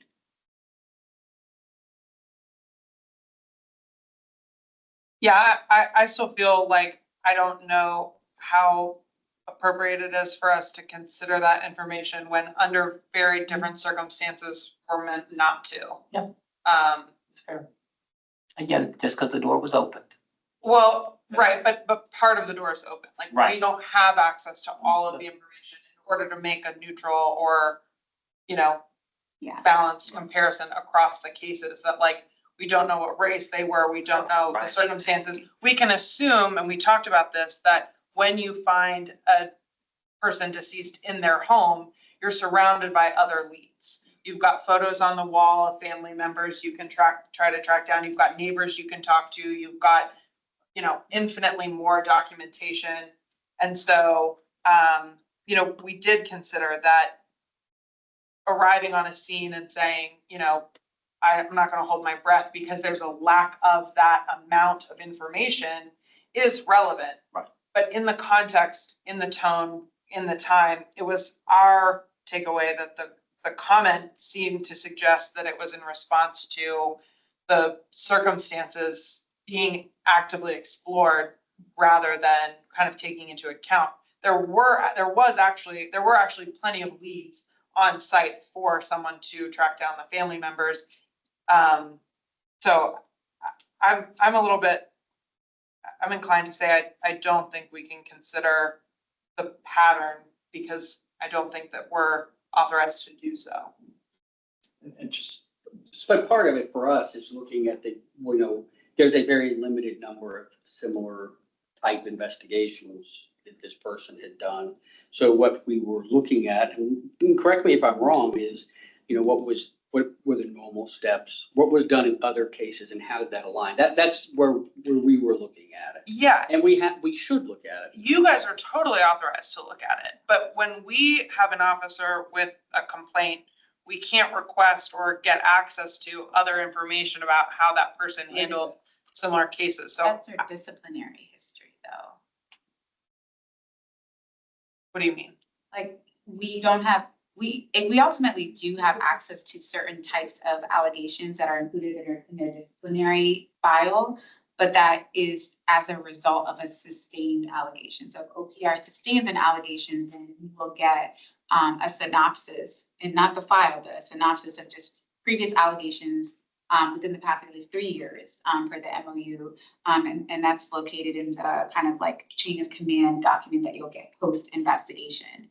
But I don't think that there's necessarily, and the point of that is that like, you're not looking at an officer's disciplinary history and you're saying, oh, well, he was sustained on this X, Y, Z in the past, so he must have done. Don't want to be prejudicial. Correct. But in this situation, I think what's different is that if you're looking at, this officer's investigatory skills and trying to ascertain even, not even from a sustain or not sustain allegation, but just looking at what additional resources this officer might need to be successful. You have to look, I think it makes sense to look at previous investigations, or at the very least, look at them and then determine whether or not there are some relevance. But without that information, I do think we are a little short-sighted in that regard. So I think like both of your points make sense in that like you can't consider it in either a mitigating or an aggravating when you don't have enough factual information to be able to ascertain like what are the patterns, if there are, what are the kind of parallels there. And to me, that just but I think ACPD has made, in my mind, sort of a bigger acknowledgement / admission, whatever, that the officer's conduct was so uncaring, lackadaisical, incompetent that with these other cases, I mean, that's to me a bigger issue. He wasn't even curious enough to look at the evidence. I mean, it's that for all the reasons that have been acknowledged, like the seriousness with which you're taking it. But it's actually a bigger admission to say we don't think he's biased because he didn't do much of anything on these other cases. Really? I mean, that to me is a worse thing to acknowledge, in a sense that like. And I don't mean that. I mean I appreciate the acknowledgement because I think it's got a lot to it. I mean, this was really, as you've acknowledged, conduct way below the bar that we want for people, who are our officers and detectives. I mean, but I just wouldn't want to get too caught up on the bias thing. I mean, even though I do think he acted out of a bias, but. Okay. Yeah. Selena, just before we take a break, I want to give you a chance to ask any clarifying questions. The only thing that I'm struggling with is in the bias-based policing definition is that it says a law enforcement initiated action based on race, ethnicity, gender, et cetera. It doesn't say action or inaction. I'm struggling a little bit with the wordings there. Yeah, I think part of the challenge is that, we've reviewed this policy for other circumstances where as a definitional element, a law enforcement initiated action, you could say that this is not a law enforcement initiated action. That like the officer didn't respond to this scene because of a preconceived notion or initiate action. I guess I would argue that here he's initiating inaction because of a perceived bias or something like that. But Right. I'm just struggling with the fact that it's only his action and not inaction. And I don't know if that's something that should be thought about, whether that should be added. I do think that hopefully in the near term, we have an opportunity to do a more kind of substantive public review and discussion with ACPD about draft updates, because I think a lot of thought has gone into where the policy is limited. But I want to give you a chance to respond and address to that question or comment. As far as, but Selena, so you bring up a good point, and I'm glad you did, is that this policy, I don't think accurately reflects all the instances in which something like this. So with that recognition and going through the CALIA accreditation process, we are overhauling and taking a deep dive look into the major policies that many of which we've already discussed in this room: use of force, bias-free policing. Some of these bigger things, these bigger bucket items that we're looking at, it's part of that CALIA accreditation process. There is a draft policy in the works right now. I have a draft version of this that I believe simple definition corrections have now encapsulated this thing. But remember what we talked about before, and probably prior to you coming here, was like, for me as an OPR commander and us as an agency, as an employer of an individual, I need to hold the person to the standard that is on paper, right? Because that's the guidance that they have. I look at this piece of paper and I say, did this person break this piece of paper? If the answer is, well, this paper doesn't really fit with this circumstance, then, that's what we're left with. And that from an agency perspective is something that we're sort of looking at right now in process. I completely understand that. And it's just maybe more that you should, as you reopen this, maybe consider adding that for inaction. Yeah, we've got, I believe that there's a better way, but I'm not, that is a way to do this. And there's many ways to do this, and that It is. may not look like this. Yes, it's So correct. that specific provision may not Yes. be the focus of. Yes, but there are ways that what you're talking about can be corrected through some definition change within the policy. I'm gonna say it's 8:17. We're gonna take a 10-minute break. Lisa and I are gonna review the specific evidence pertaining to accuracy. We'll make a recommendation when we get back, have clarifying questions on that, and then we'll vote. Do I hear a motion to take a break? We'll take a break.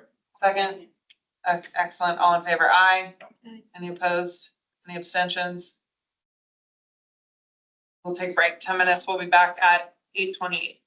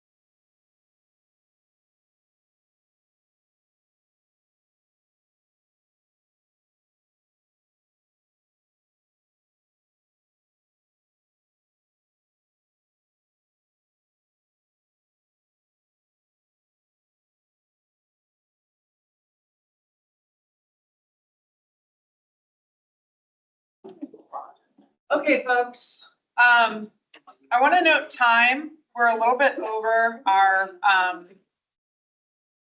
we're a little bit behind schedule, and I don't want to rush any discussion, but I do want to remind everyone that we have carved out time in our agenda for public comment. So I'll just review the clarification and Lisa's and my recommendation pertaining to accuracy of information. Any questions are welcome, and then we'll take a vote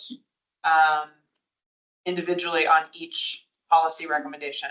So going back through the policy, I think that because the policy stipulates to enter or cause to be entered any inaccurate, false, or improper information, I mean, we have some reason to believe that the NCIC was not conducted, not just because we haven't confirmed it, but because for every other database search, the officer noted that they had done the search and the results from that search, and we didn't have that information. We can't confirm that right now at all.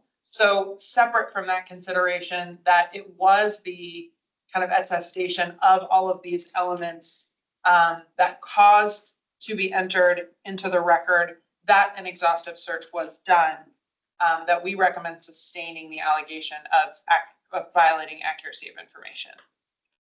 So with that, our recommendations are to sustain all 3 policy violations. And I want to give members of the COB an opportunity to ask any other clarifying questions before we vote. If not, I will hear a motion to adopt the investigative recommendation on preliminary and follow-up investigations as a sustained violation. So moved. Second, Second. all in favor? Aye. No abstentions, no opposed. I will hear a motion to adopt the investigator's recommendation to sustain a violation of accuracy of information. So moved. Second, all in favor? Aye. Any opposed? No abstentions. I will hear a motion to adopt the investigator's recommendation that we find a sustained policy violation of bias-free policing. So moved. Second. All in favor, aye. Any opposed? Any abstentions? So the board votes to adopt all 3 recommendations of a sustained violation of the 3 listed policies. Yeah, unanimously. The second part of our review is to assess the sufficiency of discipline. So Lisa and I have reviewed the disciplinary action that was taken. Captain Kim has outlined some of the non-disciplinary actions that were taken, which included substantial training. I want to give you an opportunity to speak to anything you want about. I mean, other than what I was mentioned before about the intensive investigative training that he was mandated to go to, and then the discipline as you see it before you. Those are the only 2 things that.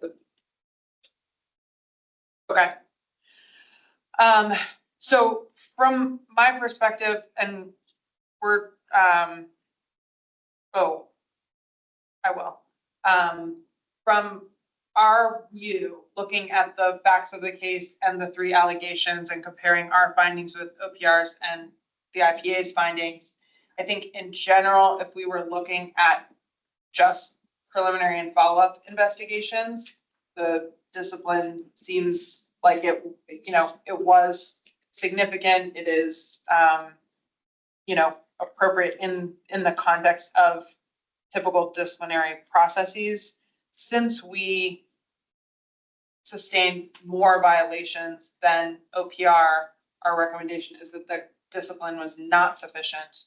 And I want to hear a motion to adopt that recommendation unless folks have clarifying questions. So moved. Okay. Any questions? No, I don't have any questions. Could we go over it again? Because I don't think it's listed specifically. Like, are we able to do that or not really? I don't think we're allowed to identify specifically in yeah. an open meeting. Yeah, okay. But We could take a break, well, yeah, like that would be helpful to just We quickly. could just have. I don't want to do a vote without you knowing what it is. Yeah. So, I mean, I did read it. No, but no, I don't- it's totally fine. specifically- let's just hear a motion to take a 1 minute break. I move to take a short break. Second, Sorry. all in favor? Any opposed? Just so you know, this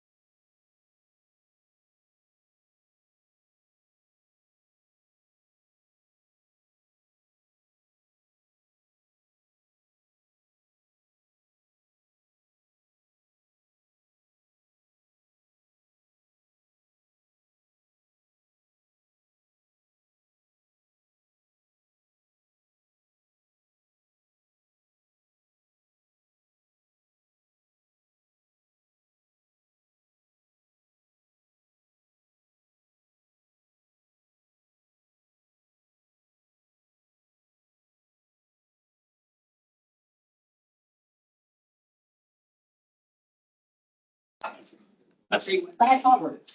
Because we can't, okay, I get it. Okay, so, We're back in order. yeah, reviewing the discipline, considering the severity in context and in proportion to the established protocol. Are we, all? Yes. Okay. We are back on. Perfect. Yep. Considering all of those things, given our findings of multiple policy violations, we recommend that it's not sufficient discipline. Do I hear a motion or do we have questions on that, recognizing it's difficult? Okay. Do I have a motion to adopt our recommendation? So moved. Do we have a second? Second. All in favor, aye. Any opposed? Any abstentions? Selena abstains. Okay. We will move to public comment. We're only a little bit behind schedule. Recognizing that we have several members here and, before we do that, sorry, as our non-voting member, Jim, do you have any comments you'd like to offer? Just to highlight back, obviously, we've already made the vote for its disciplinary infractions. I do want to make just another mention back to the fact that this detective was inexperienced in the role and the considerable effort that has been made by ACPD to ensure that there is a stronger training pipeline. And in the context of whether or not the actions that the detective took, whether or not the disciplinary disciplinary recommendations were appropriate based off of the time of when it occurred and the lack of training. I certainly felt that the recommendations were certainly appropriate at that given moment. This would be a different conversation if we were considering this after the considerable effort that's been made for the training, and also to note the supervisory outcomes for these types of cases kind of going forward as well. So there's a couple points there that I think need to be talked about and hammered home. Thank you. Yeah. Yeah, I think a recurring challenge that we have is the review delay, right? And that, for just the public's reference, includes the grievance period and some other kind of stipulations that we're always going to be reviewing this on a lag. And that does disadvantage the process, and that we always want to acknowledge that. We've seen great strides and lots of initiative by ACPD long before we come to these case reviews. So we're very grateful and appreciative that that's kind of the tone that we have from ACPD. Okay, 8:45, I'm gonna move to public comments. Yeah, we will allocate 15 minutes for public comment, recognizing that we have multiple folks in person and online interested in speaking. So I'll open the floor to public comment, which will close at 9 o'clock. Does anyone in person want to give public comment first? Mommy, you can go. I do want to say I thank you all for coming and for allowing us to be in the open forum as such. It is a very, very, very touching thing for us as a family to have gone through all this period of time and still have questions and things. I do definitely want to say, I heard the word cultural training and stuff, and I thought I heard, you can correct me if I'm wrong, that he went through a 1 day, and I want to say 1 hour training for cultural training biases. And there's no way you can remove or detect it in that short period of time.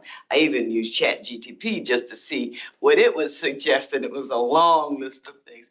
So I just want to say that is something that you really want to take into account, because some people choose a way of life thinking they can do it better, faster, to get ahead more. And they end up in a circumstance. We almost lost him forever, from what I understand, because you only have a certain time limit to have gotten the remains. So I am like, all of this has been very devastating to me. He is the one child that called me every week, a couple of times a week.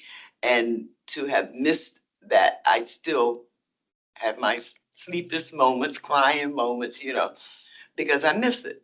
And I just want to say again, thank you for pursuing it and going through it with us to help clarify and rectify it so that someone else doesn't have to go through this. Thank you. So that's my mom, that's Gwendolyn Hubbard, and she's 75. So my niece can go next. Well, I'm actually not quite ready, so. I'm sorry. I just wanted you to have a chance, because you know I'm gonna cover every base, so. And you live in Arlington County, so. All right, well, first of all, this is how they gave my son back. I thought the motto was protect and serve. My son was an Arlington County resident with a job in Arlington County. He paid taxes.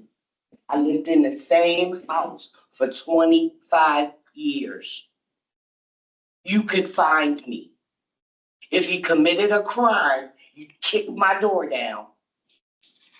I appreciate you guys immensely for hearing us, for investigating, but there's just some places in my soul that I cannot find words to express. For giving me my son back like this with a tag. And then to hear those outrageous, disrespectful comments. That's not a person who belongs on your police force. It's really not. I'm a secretary. Had I done anything to make a piece of paper go to court that somebody else typed up with wrong information and lies, you can't say it, but I'll say it. They were lies. You didn't go to any house to look for him. You gave false information when we called to ask about him. You talk about the timeliness of your investigation, and I appreciate you. You know I appreciate you. You were willing to come to my house and get the phone, but I'm not a police officer. I should not have to ask, did you try to find out where the fentanyl came from? Your own policies state that overdoses would be investigated, but it wasn't. I don't even have enough words. This wasn't timely.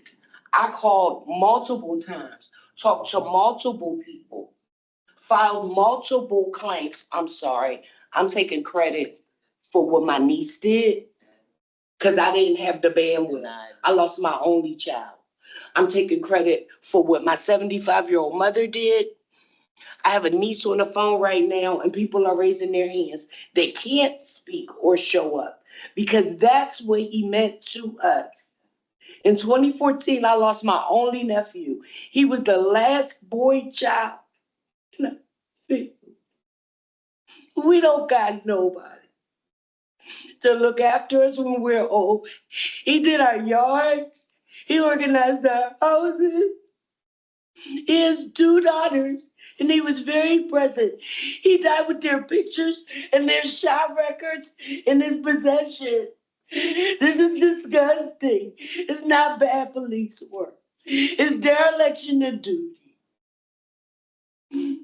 And why won't you find out who gave him the drugs?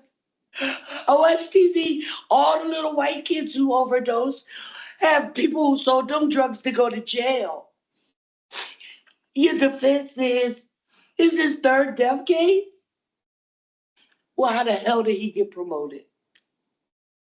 And how many does it take for him to be socially biased against what? A person who uses drugs because they couldn't find a job and they couldn't cope? Well, what about the fact that my son had graduation papers from the drug programs that he completed years ago? And my son was not homeless for a long amount of time. My son was in between jobs, but y'all should know that. This is your day job. You should be embarrassed. I'm gonna let my other family and friends speak because I don't have enough words to tell you how embarrassed I am. This is some stuff that happened to my ancestors. This is 2024. We live in the DC metropolitan area. Come on, guys. You didn't have a training policy before now? That doesn't make sense. How much do you guys make? We're not talking about pennies. This is not McDonald's. This is horrible, horrible, horrible, unforgivable. and you still don't know who gave my child the drugs. My son did not use fentanyl, for the record. My son was not a homeless person, for the record. He was in between houses.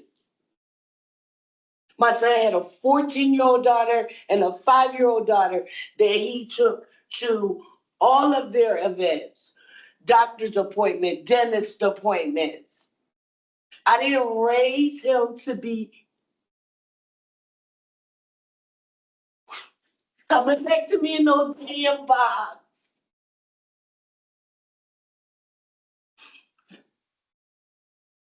He wasn't unclaimed. I would have picked him up. Anybody would have picked him up. People know us.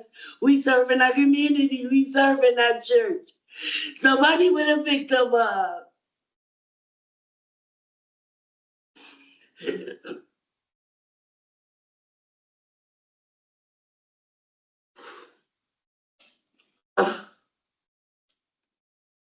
But thank you for acknowledging that this is not a representation of your department.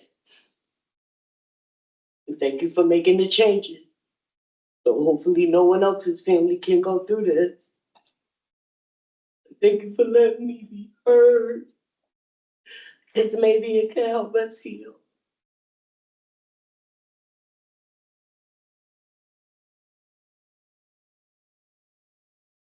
Coming in person tonight.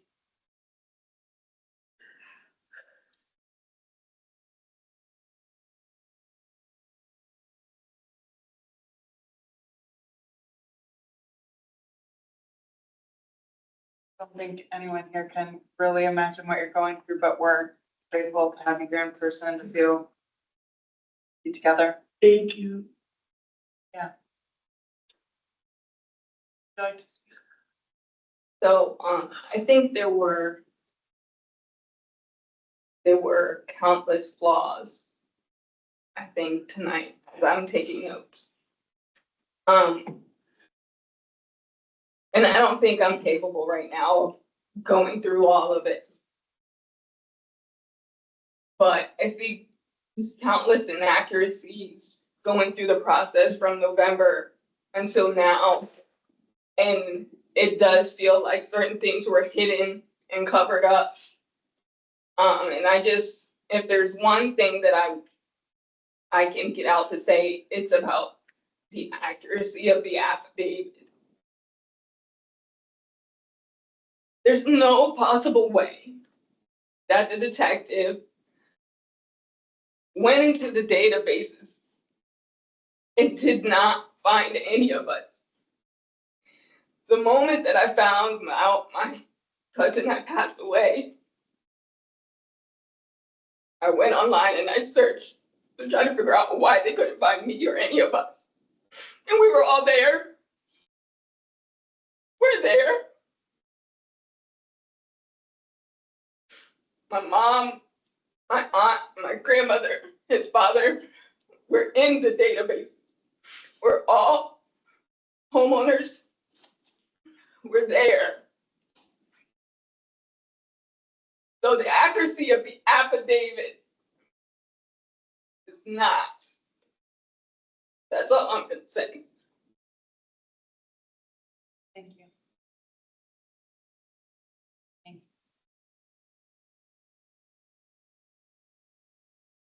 Right. Recognize Sasiana first from online. Like to make a public comment?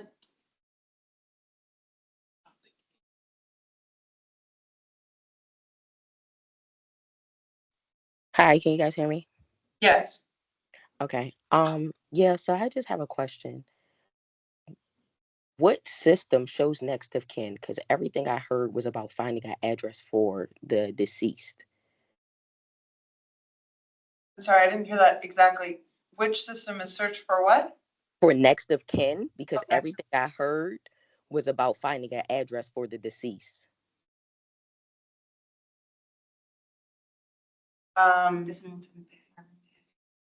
There's no singular system that's identifies who somebody's next of kin, and is it something that has to be put together from, any different information you can pull from multiple different resources, but there's not a singular spot who would identify who a next of kin would be. So the three that we identified in this case were LINKS, which was the Law Enforcement Information Exchange, NCIC, and Accurant. I think those are the three that were named in this case. Right, but all of that is about finding his address. Let's say a person passed away in the home, because we talked about people living in apartments. Let's say a person passed away in their home and they lived alone. What do you do next? Like, I'm not seeing where the process is fixed for finding next of kin. Not let alone that it wasn't done in this case, but so that no one else has to go through this. It's not actually fixed because everything is talking about where that person lives. So what would be the difference? Because if someone dies in their home and they're alone, as many people are these days, what's next? So I think the implication was that some of those databases do include information about next of kin. No. No, so I think when we talk about being in the home, there's just more records there that are available. There's neighbors, there's documents that are more plentiful, typically in that type of case. Accurant is a system that you can get associates and things like that. And so kind of what the chief was talking about, is it possible that a next of kin is listed in Accurant? It is possible. Is it also not possible that a next of kin is listed there? Because you might see a name but not realize Right. that that name, the specific that relation. name is, yes, correct, that there's a relation there. Okay. Thank you. We'll move on to the phone number ending in 5263. It should also be noted, though, that beyond those systems, that it was noted, I believe in the OPR report, maybe also in the interview, that also officers are empowered to just do a Google search too and use those databases. So they're also available.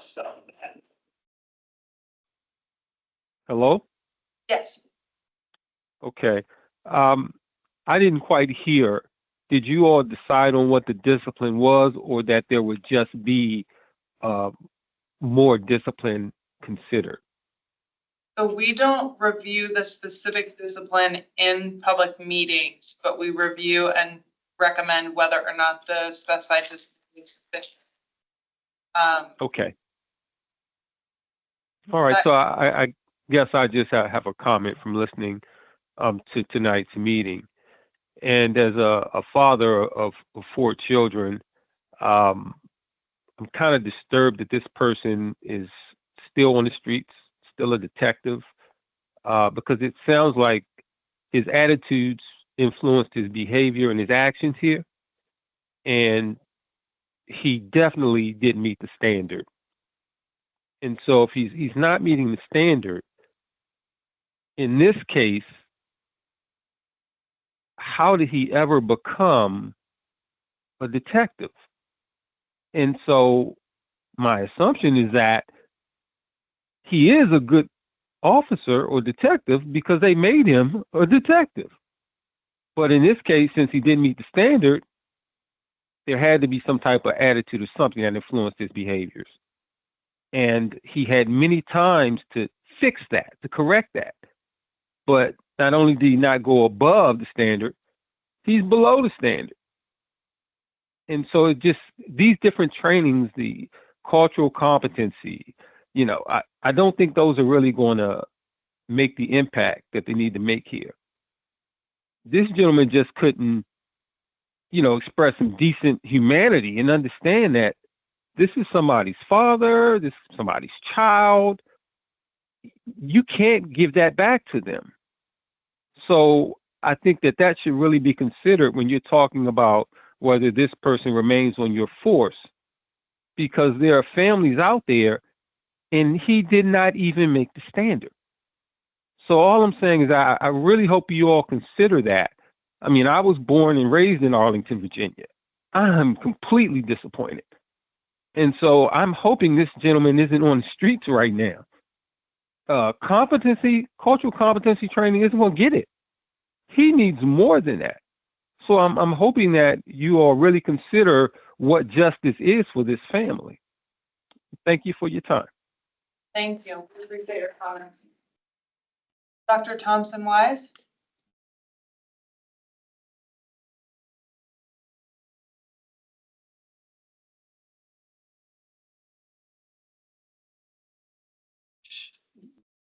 Dr. Wise, could you? Yes, I was trying to unmute.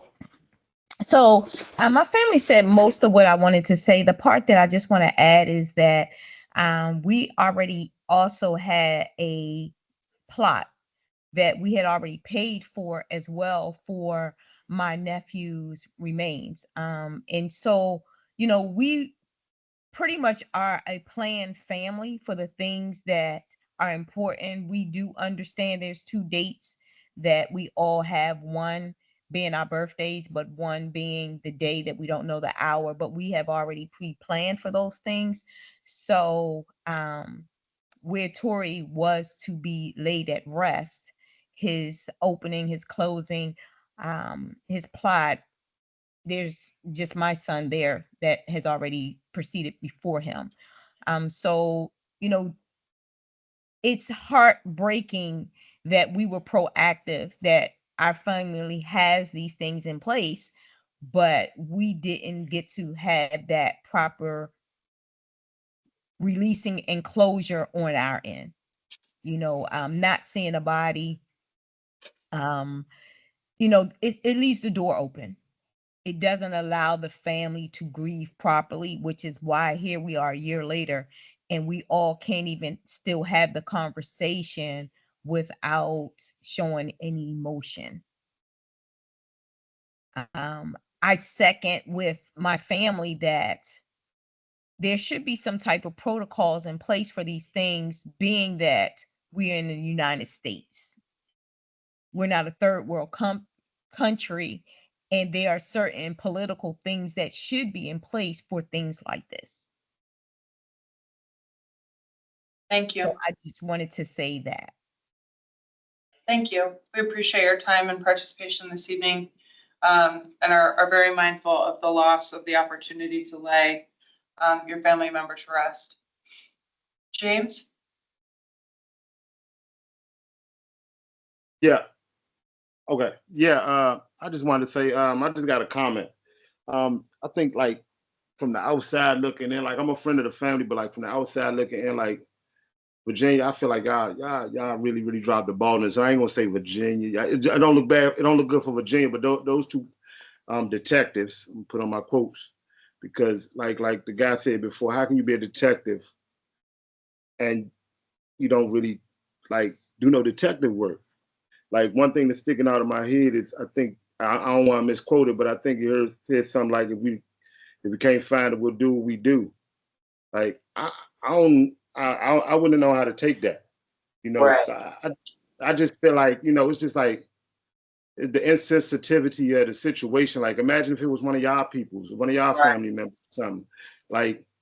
Man, this family deserves like some answers, some action, some like this. I mean, it's cool. Again, it's cool.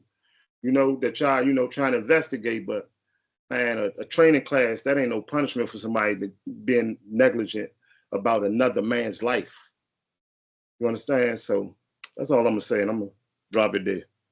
Thank you, James. We appreciate your time and your comment this evening. Unfortunately, and I apologize, we're a little bit over on public comment, so I know we have a queue.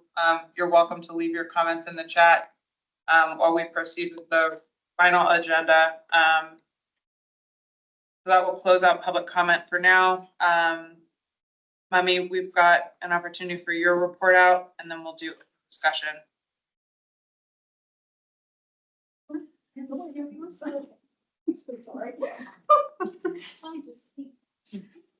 I'll keep my comments short since we're a little over time, but just wanted to amplify what Julie mentioned in her chair report out regarding legislative recommendations. Make sure that the legislative document, that the shared document that was sent out, if you have any comments or additions or any specific examples or anything that you wanted to add or clarify to that document, I'll just need those comments or feedback by 12 noon on Friday. And then we'll finalize it and, I believe the chair, who submitted, in terms of logistics to the county board for consideration for the upcoming General Assembly. So those are just generally legislative recommendations that the COB has pertaining to our work. The end of the quarter is in a few days, and so by the beginning of November, we'll publish our progress report, the quarterly progress report, as well as the newsletter. And I just wanted to name that we've been including information in the recent reports, probably since the beginning of this year. I started classifying some complaints as ICPD only at the end of last year, as well as ones where we did an administrative investigation, but I didn't produce an IPA report for reasons basically that the investigation didn't, amount to a lot of information to reach a sustained or not sustained finding, or it's something that is just not of a serious nature that I think, warrants a full COB hearing. And so I think that it's helpful to perhaps highlight some of those, or at least do a little walkthrough for the public to see kind of what those look like and where to find that information, because I just want to highlight that the cases that we take up are ones that require full administrative investigation, where we do interviews and the like. And usually those are ones where there is like a more serious allegation, or at least some indication that some conduct has occurred that we need to investigate, even though it's effect end up exonerating or not sustaining. There's at least some sort of like prima facie information that we need to look into further. But the process over the past year and a half now that we've been doing investigations is I've been trying to figure out which cases reflect a priority of ours as a civilian oversight agency, where we have the most impact on the community. And so in that regard, there's a certain amount of curation that happens, but mostly it's that these are ones that require, full administrative process. And so then we need to bring that before the COB so that we can talk about those publicly for purposes of transparency and accountability. But I do also want to say that while some of them are ones that we end up exonerating or not sustaining, most of them are instances where we're going to sustain, we're talking about serious misconduct, but it's not the majority of the complaints that we've received. The majority of the complaints that we've received are either exonerated by DEMS, which means that I've reviewed the digital evidence and determined that the complaint does not warrant a sustained finding, or there are some that come in and I can look at the body worn camera footage or the digital evidence, and there may be some additional follow-up that needs to happen. Maybe there's like a traffic accident that there was, some additional reports or something that needed to happen, or some misinformation that, was contained in the report.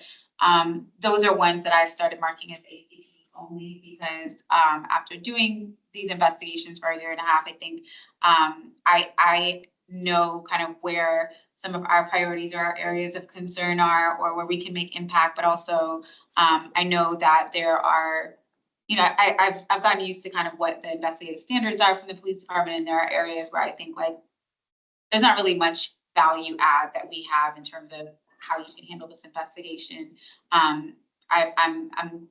I'm confident that ACPD can handle this type of investigation on their own. And those are ones that are, less serious investigations that I think, we don't necessarily have an impact on. We'll still get those reports and we'll see kind of what the outcome of the investigation is. And I will provide, details as to why I marked it as ACPD only in those reports. But I wanted to just make sure that that information gets, highlighted in a way, because the reports that I send to you all, the XDEMS reports, are not public. So members of the public aren't able to see that aspect of it. And I don't want to give the impression that, all of the complaints we receive are ones that are, of this magnitude. So with that being said, I'm trying to work through and figure out how to best present that information, even if it's just in a glimpse or just in a numeric fashion. It is in the progress reports just numerically, but it doesn't have, a narrative behind it. So I'd love, y'all's input, if you have any, or public input, if there is any, about how we can also highlight some of those instances. And I'll be, working with you all obviously as well to figure out how we can highlight that in a way as well. So that's it for me for report out. Okay, thank you. Yeah, I mean, I know at some point we're gonna have a overview of the data dashboard that that ACPD launched recently. So we'll look at that as it pertains to our reports. We have the annual report, and we have looked at, now that we've gone through a year of cases and we have our templates for, the process, but also the reports that we'll send to Andy, we can look at how to represent kind of that fuller picture in our annual report so that folks looking at that do see what's not published from Mummy's reports, but we'll work with you guys to visualize that in a way that makes it more palpable that these cases and the most severe cases are not the overwhelming majority. They're a small minority of the kind of down selected filtered cases. So we'll work with you all on that. Open discussion. Any questions about items? I'm sorry, I know it's not my turn, but there's just one person that has a comment. Could she be heard, please? She waited all this time. I don't think we can add time in the agenda for additional public comment, but I do welcome her to put her comments in the chat. Okay. Thank you. Do the COB members have any open discussion items that need to be addressed? This is a question for me, and maybe it's a question that the community has too, since there was a lot of new training that's been developed for detectives that you said going forward, which is great, great to hear, and more formal onboarding and preparation and all that. So we know what we know going forward. So, what to expect of new detectives. So of existing detectives then, what training then was availed to them? Since I guess we know from this instance that there was no sort of kind of formal onboarding process. It was kind of stuff that you just learn as you go. So for other existing detectives, did this ripple out to require existing detectives just in general to have new trainings, avail themselves of some of these courses you said were developed by some of the subsections of the department about, learning about the different roles and functions? Was any of that done for the other 40 some odd detectives you said that there are? So there's always training on, like, continual training that is mandated by DCJS. And depending on your assignment, you will choose what courses are applicable for what you do. Every 2 years, the DCJS requires an MIR, which is like, I don't know actually what that. They require you to complete X number of hours of training. So this is a long way of me answering, is there training available to existing detectives? Yes, that training continues as a police officer, and depending on your assignment, you specify what courses you are taking, either from the academy or from some other source, to get that training, to do your job to the best of your ability. So I think the training question, I think that's a long answer question. I mean, I'm happy for us to have this conversation overall, but, we're part of a regional academy. So there's constant training available to our folks through that. There's other things that we send people to. I don't think it's a short answer. If you want to have a longer conversation about like. And perhaps or probably to kind of to narrow it, because you created this kind of robust or more robust system for onboarding. I was wondering how much of that was available to those who are existing, because you've created, you listed a number of things that were created with some of the subdivisions that would, inform them of the different, types of roles. There was this particular person was, let's take this 2-week course. So like, is that 2-week course now something that's being asked just in general? Like, hey guys, part of, like you're saying, you can choose from all these different courses. Is that 2-week course something that's now being asked? Detective, you said there was this bias training that was part of this, so is this bias training something that, this new training, is that something that's now being available to all detectives? It had been available to the department. I mean, we've done that. I mean, but each section has some different standards. So I think the training question is probably a much longer conversation. Okay. I get what you're saying, That's but what it's a much longer. It's a much longer Because it question, depends on your assignment. It depends on what other training you've been to. And, each section is gonna have, it's gonna be a little different. Okay. Because they have different focuses. I mean, the basic investigator stuff is pretty much the same, but then depending on where you are, it's very different, depending on what you're doing. But we can certainly schedule time during the meeting to have a broader training conversation. So we're gonna look at the schedule partly with you all, because the few remaining cases we have for 2023 to review are just still, my understanding is in their grievance period. So for our next meeting, we won't do a case review. We have an opportunity to do some other programming. That might not be enough notice, but we'll work with you guys. I think in general, we have to do some updated training, and that topic might be worth kind of having a like we did in the beginning, like a holistic review of, the overall annual training, who gets what, when, how, why, and what that training involves. So I'll take that action item to follow up with you guys on scheduling that. On that note, our next meeting is scheduled for the third Wednesday of October. Just so everyone can mark their calendars. I think it's the 16th. No. 15? No, I can't do it. If Oh, it's the seven- if it's the se- I think it might be the 17th, but that's the second, isn't it? 17th, that's the third? Wednesday for 16. Oh, is it? Oh, well, either way, that Wednesday. I opened a public can of worms tonight. I will confirm, I would check with Ian, we'll confirm with you, so we already miss him dearly, but we'll work on that to make sure it's confirmed well in advance. Since we won't be reviewing a case, we will have no reason to change the date after we finalize it. Because it So does not need to be a voting meeting. Is the usual day now the third Wednesday of the month? No, but we had some known problems when we did the survey to figure out the dates for the next couple of meetings. So do we have a default? I think we do want to, in that meeting, and Figure out administratively look, because I think some of the date constraints that we started with may not be relevant anymore, so we can have a reestablish the recurring schedule for 2025, and everyone has that easier to plan.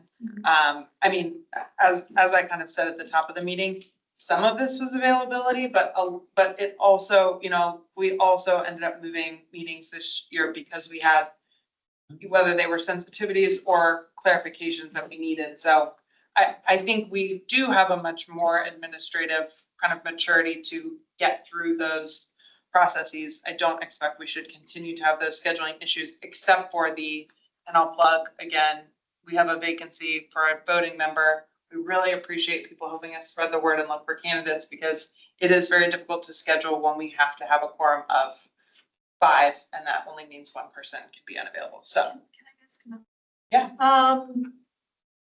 The ride-alongs, like I need to do mine, and Ian's not here to help me. So You don't go through Ian. There's a form. There's a link. There's a link. okay. Is that how we did it last time? I'm Yeah, sorry. it's It's been a while.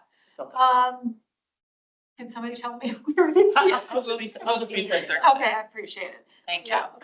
We know Sorry. that is a substantial commitment on your end. Anything else from open discussion?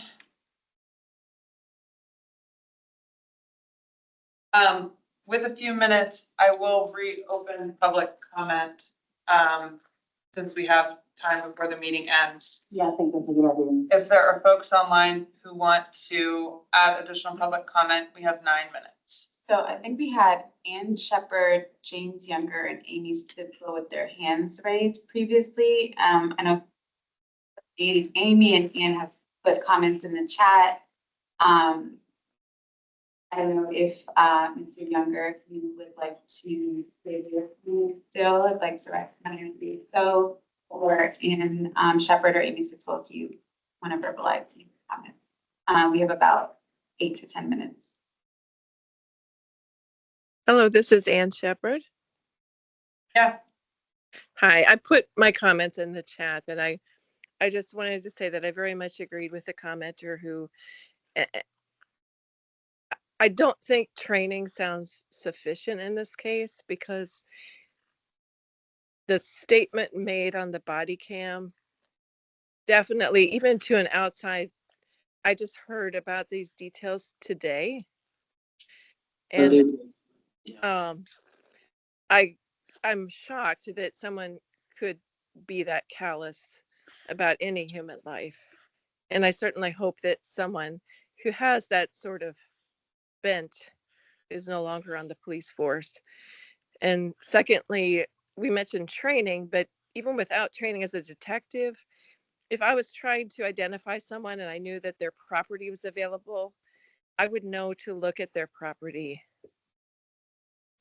Thank you for the opportunity to comment. Thank you, Anne. We appreciate your comments and I think they're reflective of some of the discussion we had. I do want to clarify that we did not communicate the disciplinary actions in the public meeting, but there was more than training implemented as a response to the policy violation. That's not something we can cover in a public meeting, but Captain Kim went into detail about the training because that's an additional provision and tools that are made available to officers. Albert, do you want to add anything to that? Okay. Back, you summed it up. Mr. Younger? Good evening. This is James Younger, Vice President of NACP and also retired Deputy Chief of Police. A lot has been said about training, and I'm certainly in favor of training. But one of my questions is, who's responsible for training the detective in this case?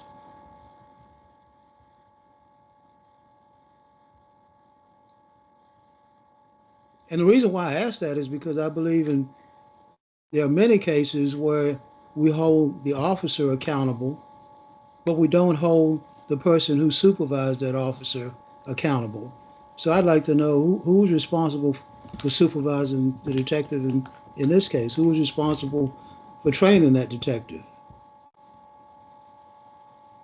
So it's my understanding from the conversation that the previous protocol did not include specific training that was identified as a broader gap generally and has been addressed more comprehensively than just for this specific unit of detectives. Is there anything else you'd like to add? Yes. What I'd like to say with regard to that is that when the MPO program was established some 15, 20 years ago, particularly for investigations, one of the key elements for that position, one of the key elements of their job description is that the MPO was supposed to train new detectives.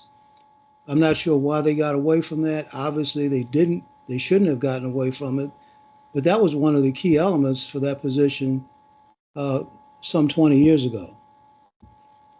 The second thing I'd like to say is that once upon a time, some years ago, when detectives were selected from officers, officers were selected for detective positions based on demonstrated knowledge, good judgments, and initiative.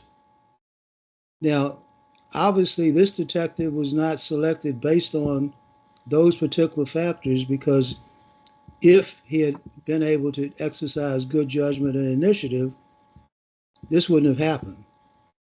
So I think perhaps the department needs to go back to looking at how detectives are selected and, clarify that process and make that process a lot more objective and relevant. Thank you. Thank you, Mr. Younger. I think I don't think there was any disagreement in the room that the skills, knowledge, and initiative shown by the detective was failing on this case, and it does beg a question about his selection for that rank in the first place. I do want to give the chief an opportunity to address the training, if there was anything you wanted to add. So the MPO program didn't train. An MPO is basically a person with each work group whose responsibility is training. What we're describing is formalizing it so that it's written down. And we've had this throughout the years. And, but clearly something happened with that. And the focus here is the MPO is like a field training officer in an individual unit. So, that's not gone. And the process that Albert's describing is formalizing it. It's written down. Here's the process. It has to be reviewed to make sure that everything has to happen. To speak directly to the MPO positions and the process is, I think it's important that it have greater, it's built out much greater, it's more clarified, there's checks to make sure things are done. Anything you want to add to that? No, you very much. And MPO stands for Master Police Officer. Sorry. Sorry. Nope, that's Stacy. You always have acronyms to explain. I don't. Oh, Amy Stitzel. Did you have comments you want to make? Sure, you're welcome to just read them in the chat, but if you have a couple minutes. First, I guess I appreciate that this is happening, this discussion. I don't think it would happen with the family and the community if there wasn't a COB or an IPA, so I appreciate that. It sounds like there's an opportunity to repair the harm the family's still feeling, perhaps mediation. That might be some sort of policy recommendation to consider in the future. Additionally, this isn't just about one detective. It's the system that allowed Tory to be cremated without his family being notified. So including the supervisors who signed off on his reports and did not review the body-worn camera first before signing off on those reports. And then lastly, I would suggest considering a liaison to share all the information with the family when there is a complaint and share beyond like the standard procedure to do a FOIA request and respond with denials and redactions that are discretionary and release all the information of the family that can be released. Thank you all. I appreciate everything in the conversation. Thank you, Amy. We appreciate you joining us and participating in the discussion. I did have one outstanding question. I know we have 1 minute, which was beyond the kind of training, were there changes to the policy specifically for these kinds of extreme outcomes to like identify where, we spot checking everything would be a lot of cost and work, but that where you have a body being transferred for like, are there other protocols in place that weren't before relating to supervisory roles in these kinds of severe and extreme? You're talking about for unclaimed or for? I mean, yeah, specifically for unclaimed bodies, but anticipating that there are kind of some other, right? So part of that, and I think your broader question is, and I'm happy to discuss this CALIA accreditation.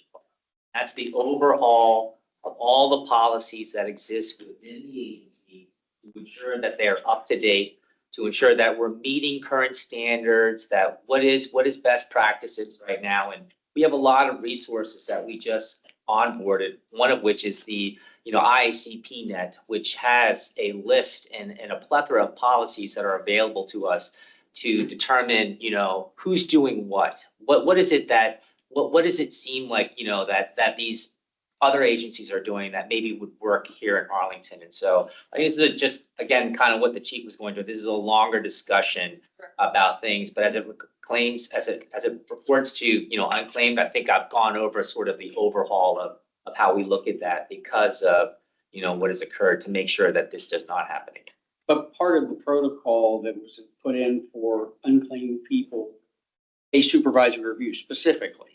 Yes, to make sure that it can't happen without that. I did go over that, yes. Yeah, That supervisory overview, that was part of this change. There were many changes, that is one of which is this additional review process. Thank you. Just That question to make came it up. plain, the detective under the previous lack of these additional elements to the policy could have gone through this process from start to finish and would have, because there wasn't a requirement for a supervisor to review this information prior to it going to the final, to the county attorney's office. So now, before this affidavit and petition and order happens, a supervisor has to sign off on the investigation, is what you're saying, right, in practice, just to make it plain. Okay, Having covered all the agenda items, I declare the meeting adjourned, and I'll ask that everyone leave for me your paper copies of the reports of discussion. Thank you.